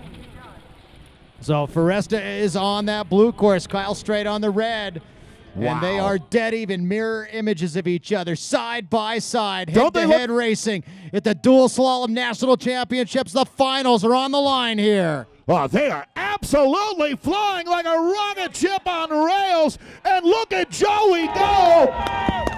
.883, a big, big win for him. About half what he needed. He needed the full differential. Very impressive. Our finals is a good one. Mitch Ropoletto and Kyle Strait coming up in the Men's Pro Dual Slalom Championship. The consolation bracket's going to be Dakota Norton and Joey Foresta. How much of this becomes mental at this point, Mr. King? I would say all of it. They've gotten 6 rounds in, so it's go time. You got to be mentally strong, and you just can't make any mistakes. And if you can accomplish that, you will win this race.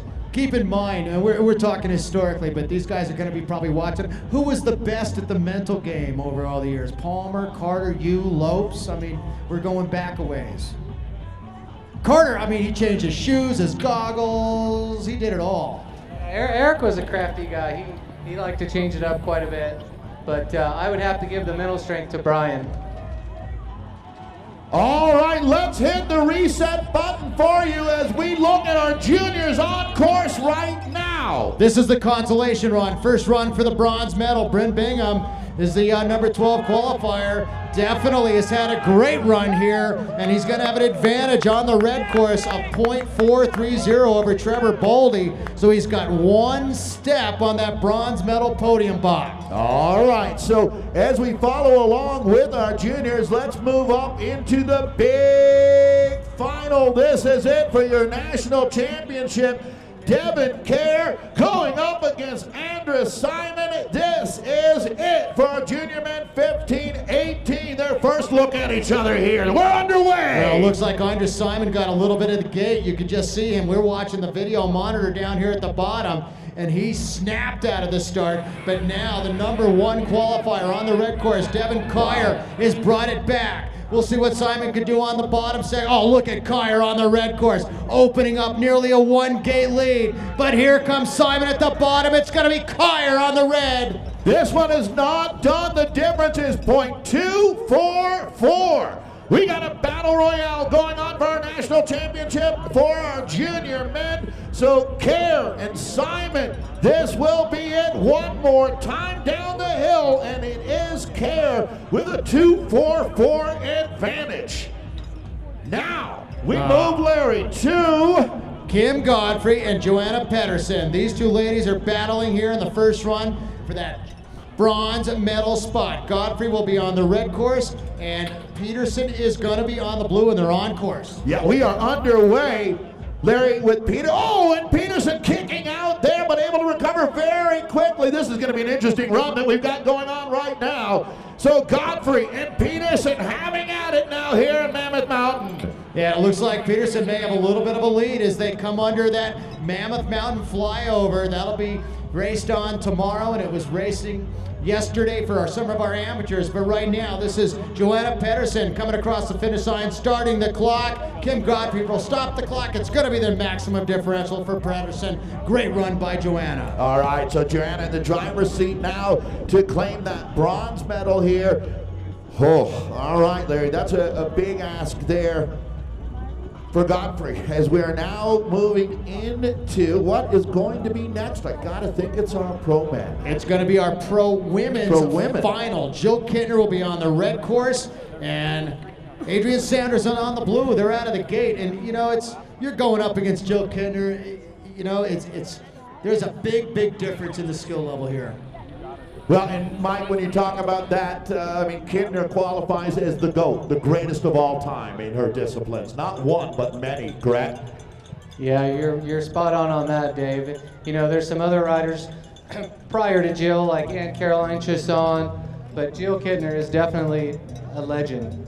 Well, and she's also moving very close to national championship jersey again. Larry, I can only imagine how many times you put her up on the top block. Yeah, you know, we're starting to see a little bit of resurgence in the women's field. Last couple of years, we only had literally 2 riders. Jill had, you know, really nobody to race. So we're seeing some more young ladies step themselves up, and now we're seeing Foresta and Norton. This is the first run of the consolation bracket for the pro men, with Dakota Norton on the red course, Joey Foresta on the blue, and they are out of the start, even out of the start. Nice snap by Joey out of the gate here. He's the rider you're watching in yellow and blue. He's on the red course here. The blue course, I apologize. Yeah, Foresta's on the blue, Dakota Norton on the red course, and they're coming to us. Here comes Joey Foresta's got a little bit of gate. The GT rider looking good on the blue. This is going to be about a 1.1 second advantage as they come through, 1.171. All right, and that is Foresta taking the advantage and tucking it away. He's getting close to that bronze medal now. as we go back up the hill, and this is the battle royale that we've been waiting for here at Mammoth Mountain. Mitch Ropolato on the red course, the #1 qualifier, the #2 qualifier. Kyle Strait will be on the blue. They are loaded into the gate.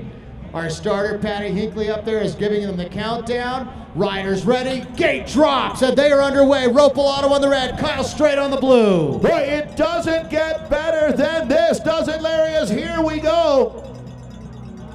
Mitch looking like he's opening it up here. Oh, Mitch Ropolato is riding at a whole nother level right now, and it seems like Kyle Strait is just doing everything he can to get back into it. But look at Kyle Strait here at the bottom, a dead heat across the finish line. Mitch Ropolato, .009, Mammoth Mountain. Come on, Mammoth, give it up for these guys. It is, for all intents and purposes, absolutely deadlocked as we will send them back up the hill. Larry, this is as good as it gets here at our national championship for Pro Men. I don't know how Kyle Strait came back here at the bottom of the course. You said it, Larry, power. Pure power there in the final 50 meters. Unbelievable. As he brought this thing back, it looked like it was going to be half a second advantage to Ropolato, and Kyle Strait, my king, just never stopped pedaling. No, he came underneath that flyover and just pinned it. I mean, he did not stop pedaling. Again, that blue side seems to be a little bit faster. I was just going to say that, Mike. We've seen that happen a few times. It's not just powerful riders like Kyle Strait that have been closing it down there. Yeah, but hats off to Mitch. He really was just flying on the red course.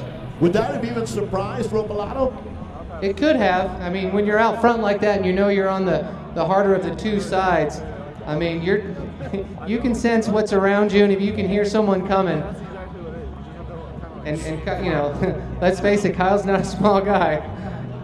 Yeah, he felt the hot breath on his back coming, so Ropolato kept trying, and 009. Have you seen one closer than that? 009, Mike? 008 would be earlier today. We've had actually dead heats. Right down to 000. The computer doesn't separate that out. So here we go for the juniors consolation bracket. This is This is the final run for these guys. Bingham, number 12 qualifier, obviously had some problems, but he's riding great to make it into the consolation bracket here. He crashed in his qualifier run. So Bingham, .430 over Boldy. Bingham's on the blue, Boldy on the red. Boy, and already a crash up there, Larry. So Bingham crashing very, very early, meaning our bronze medal has been prepared, minted, and ready to present to Trevor Boldy. Yeah, Trevor's just got to be smart down here. Have we ever seen, not celebrate? Oh, it's happened. I was just going to say, let me safely bring Trevor across the line before I ask. Have we ever seen both guys crash and unable to get up?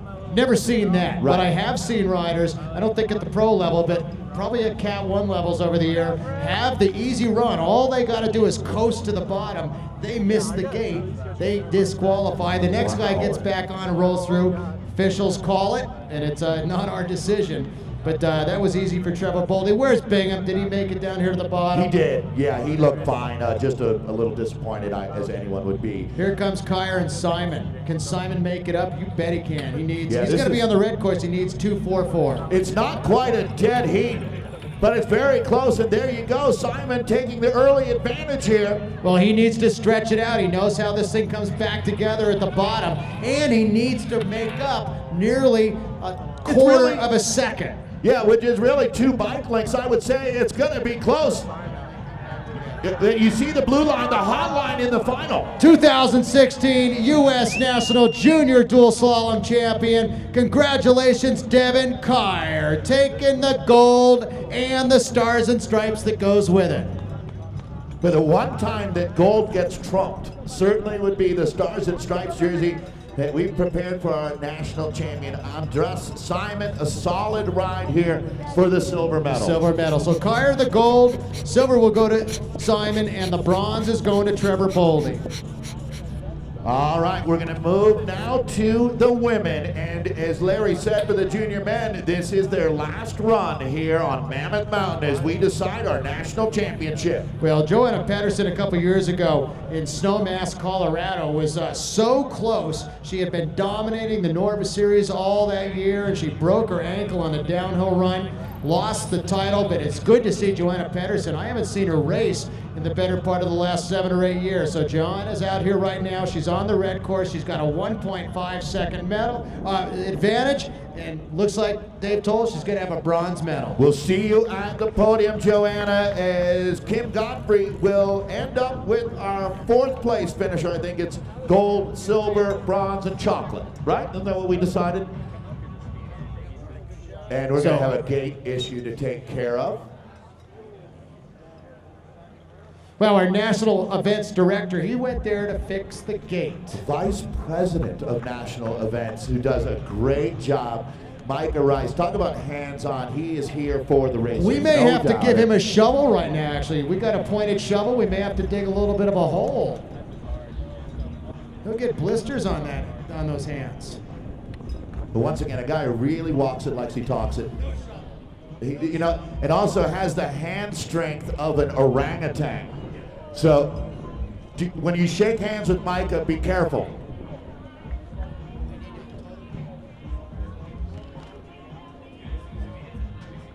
All right, we are locked and loaded once again here, national championship time. Big run coming up here, Larry. Yeah, I'd like to see Jill Kittner's trophy room because it better be large.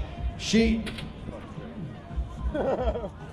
on course right now. She's going to be on the blue course. Jill Kittner, the Norco Red Bull rider, looking like this is going to be another dual slalom title for her. She's got 1.5 seconds. Dave told she's on the blue course, and I think right now she can just put that smile, that beautiful smile on her face, and begin a little bit of a celebration. Yeah, what a career it has been for everybody joining us. Just take a look at the finish line. You're looking at one of the all-time greats. Jill Kittner, another national championship to add, as you said, that trophy room. They're building an extension right now up in Washington. We have 2 runs left to go. 2 runs left to go here at Mammoth Mountain. Then we're going to head down to the award stage and kick off a huge award celebration for all of our cross-country races, our downhill. I guess we didn't do any downhill finals today. Those were just seeding runs, but we did do a lot of dual slalom. Here comes Foresta and Dakota Norton. Foresta is going to be on the red course with a 1.171 second advantage for him. Is there a Hail Mary in this sport, Mike King? Oh yeah, there's plenty of them, Dave. You know, anything can happen in dual slalom at this point. You just can't count anyone out, especially at this point. This is the last race of the day for these guys. Checkers or wreckers? That works, doesn't it, here? As we get ready to hit out, there they are, the big snap out of the gate. We're racing again here, Larry. Big oh from all the announcers. He went all in, didn't he? So Dakota hitting the deck there. Well, I've said it a few times, Mike, in order to win, you got to risk losing. You know, I always feel that these guys that crash early, that tells me that they definitely were champing at the bit. It's hard to hold it against them, isn't it? Yeah, when you get to this point, there's no shame in going down because you know you were giving it your all. Joey Foresta, only 14 years of age. I mean, that's what you call punching above your weight. Stop and think for a second how competitive you were at 14 years old with the best. In some cases, I mean, we're talking about guys that are the best at this in the world racing with us here on Mammoth Mountain. 14 years old. This is one of the closest dual slalom finals I remember in a long time. With Kyle Strait going on the red course, Mitch Ropalato this time switching to the blue. Advantage Ropalato 0.009. But Straight's going to really have to power at the top of this course and see as he gains as much time as he can up in the upper 2/3. Mike King, I'm wondering how much has the blue course come into play? In all reality, if you were Mitch, wouldn't you want to be starting on the blue for this situation? Absolutely. I mean, they're pretty close in time, but mentally, I think Mitch is up there. He knows He knows he's on the faster side, so he's just got to really keep it clean, make no mistakes, and it should go his way. What about watching a couple crashes on your course, Larry? Yeah, if you were going to say one thing to Kyle Straight up there, what would it be? Pin it. Here they come, straight on the red course, need to make up .009. He's got a little bit of an advantage, but Ropolato's staying right. Oh, a little bit of a bubble high on the berm. Kyle Straight all in right now. Ropolato makes his move, and it's Mitch Ropolato, your national dual slalom champion. Boom, boom, out go the lights here on Mammoth Mountain. What a ride here today. Well, Ropolato was so high on that berm, I thought that thing was going to cave on him, but he was able to hook it up at the last minute and take the national championship. So a recap, Mitch Ropolato, National Pro Men's Dual Slalom Champion again. Kyle Straight will be your silver medalist. Bronze medalist, Joey Foresta. In our women's field, national champion Jill Kidner. Adrian Sanders is your silver medalist. Joanna Pedersen is your bronze medalist.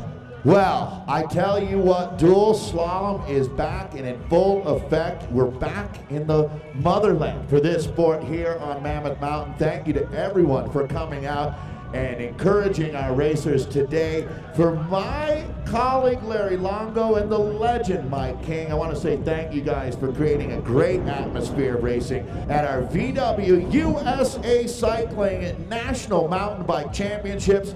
As we say goodbye to the dual slalom course, it has been a great day. Here with our freshly minted national champion, that makes it 16 times on the top of the box for Jill Kintner. Jill, back here in Mammoth Mountain, talk to me about the memories that you built here this weekend. Yeah, I've had a good run here. I've been here twice last year for Kamikaze and for the national champ, so pretty familiar place and a lot of like friendly faces around here. So it's definitely a unique mountain, like the soil and just the heat and the altitude, everything's like a little bit different than the norm, so it's good challenges here. And I definitely come here to win, and I love slalom so much, and my sponsors are happy when I win, so taking all those boxes, right? And I'm personally satisfied to like hold it together and get another title going, so yeah, it's good. I don't know what it is, it's the most fun you can possibly have in a short little sprint, and the skills there, and you know, head-to-head battles are always exciting to watch, so I hope that more women show up and do this. Here with Mitch Ropolato, a huge win for Mitch today. And Mitch, what was going through my mind as I watched you lining up is there had to be a tremendous amount of pressure lining up with Kyle Straight, but you were on the blue course. Was that going through your mind? Yeah, no, like first run, I put a solid one down, and then second run, I knew I had like a little bit of an advantage because it was a little bit faster course, and then the guys before us blew out the first turn and another turn. So I was a little bit nervous when we got in there. I knew Kyle wasn't gonna give it to me easy. So I freaking just maintained and up top, and then just laid the power down bottom, and it was a good race to the end. How much did the course change out there during your event? Oh, every run it was different. So yeah, I mean, it was definitely, that's what I like about Mammoth though. It's like none of the tracks, downhill track, nothing stays the same every run, so you're always adjusting while you're racing. Mitch, coming from a beautiful place, Ogden, Utah, but here in Mammoth, I know that you're racing more than just the dual slalom. Talk to me about being in Mammoth. Yeah, we're here for all three races that they got going on, well, other than XC and short track and that, but I gotta defend my Enduro champ jersey, and then I'd like to get on the podium for downhill. And when you look at it now, confidence has to be at an all-time high. You're handling these conditions well. You're beating the top guys in the sport. You're on a roll. Yeah, no, I feel good. But I mean, Aaron Gwynn and Luca and all those boys, they're no joke. So it's a whole new race tomorrow. I have to believe, Mitch, the victory here in Mammoth is that much sweeter when you look at who you're beating, the quality of the guys in our field. Oh yeah, no, none of these guys are slouches out here. I mean, you can take any of these guys and put them up against the best in the world, and top 5 here would have been like on the hunt for a win at any big race against anybody else.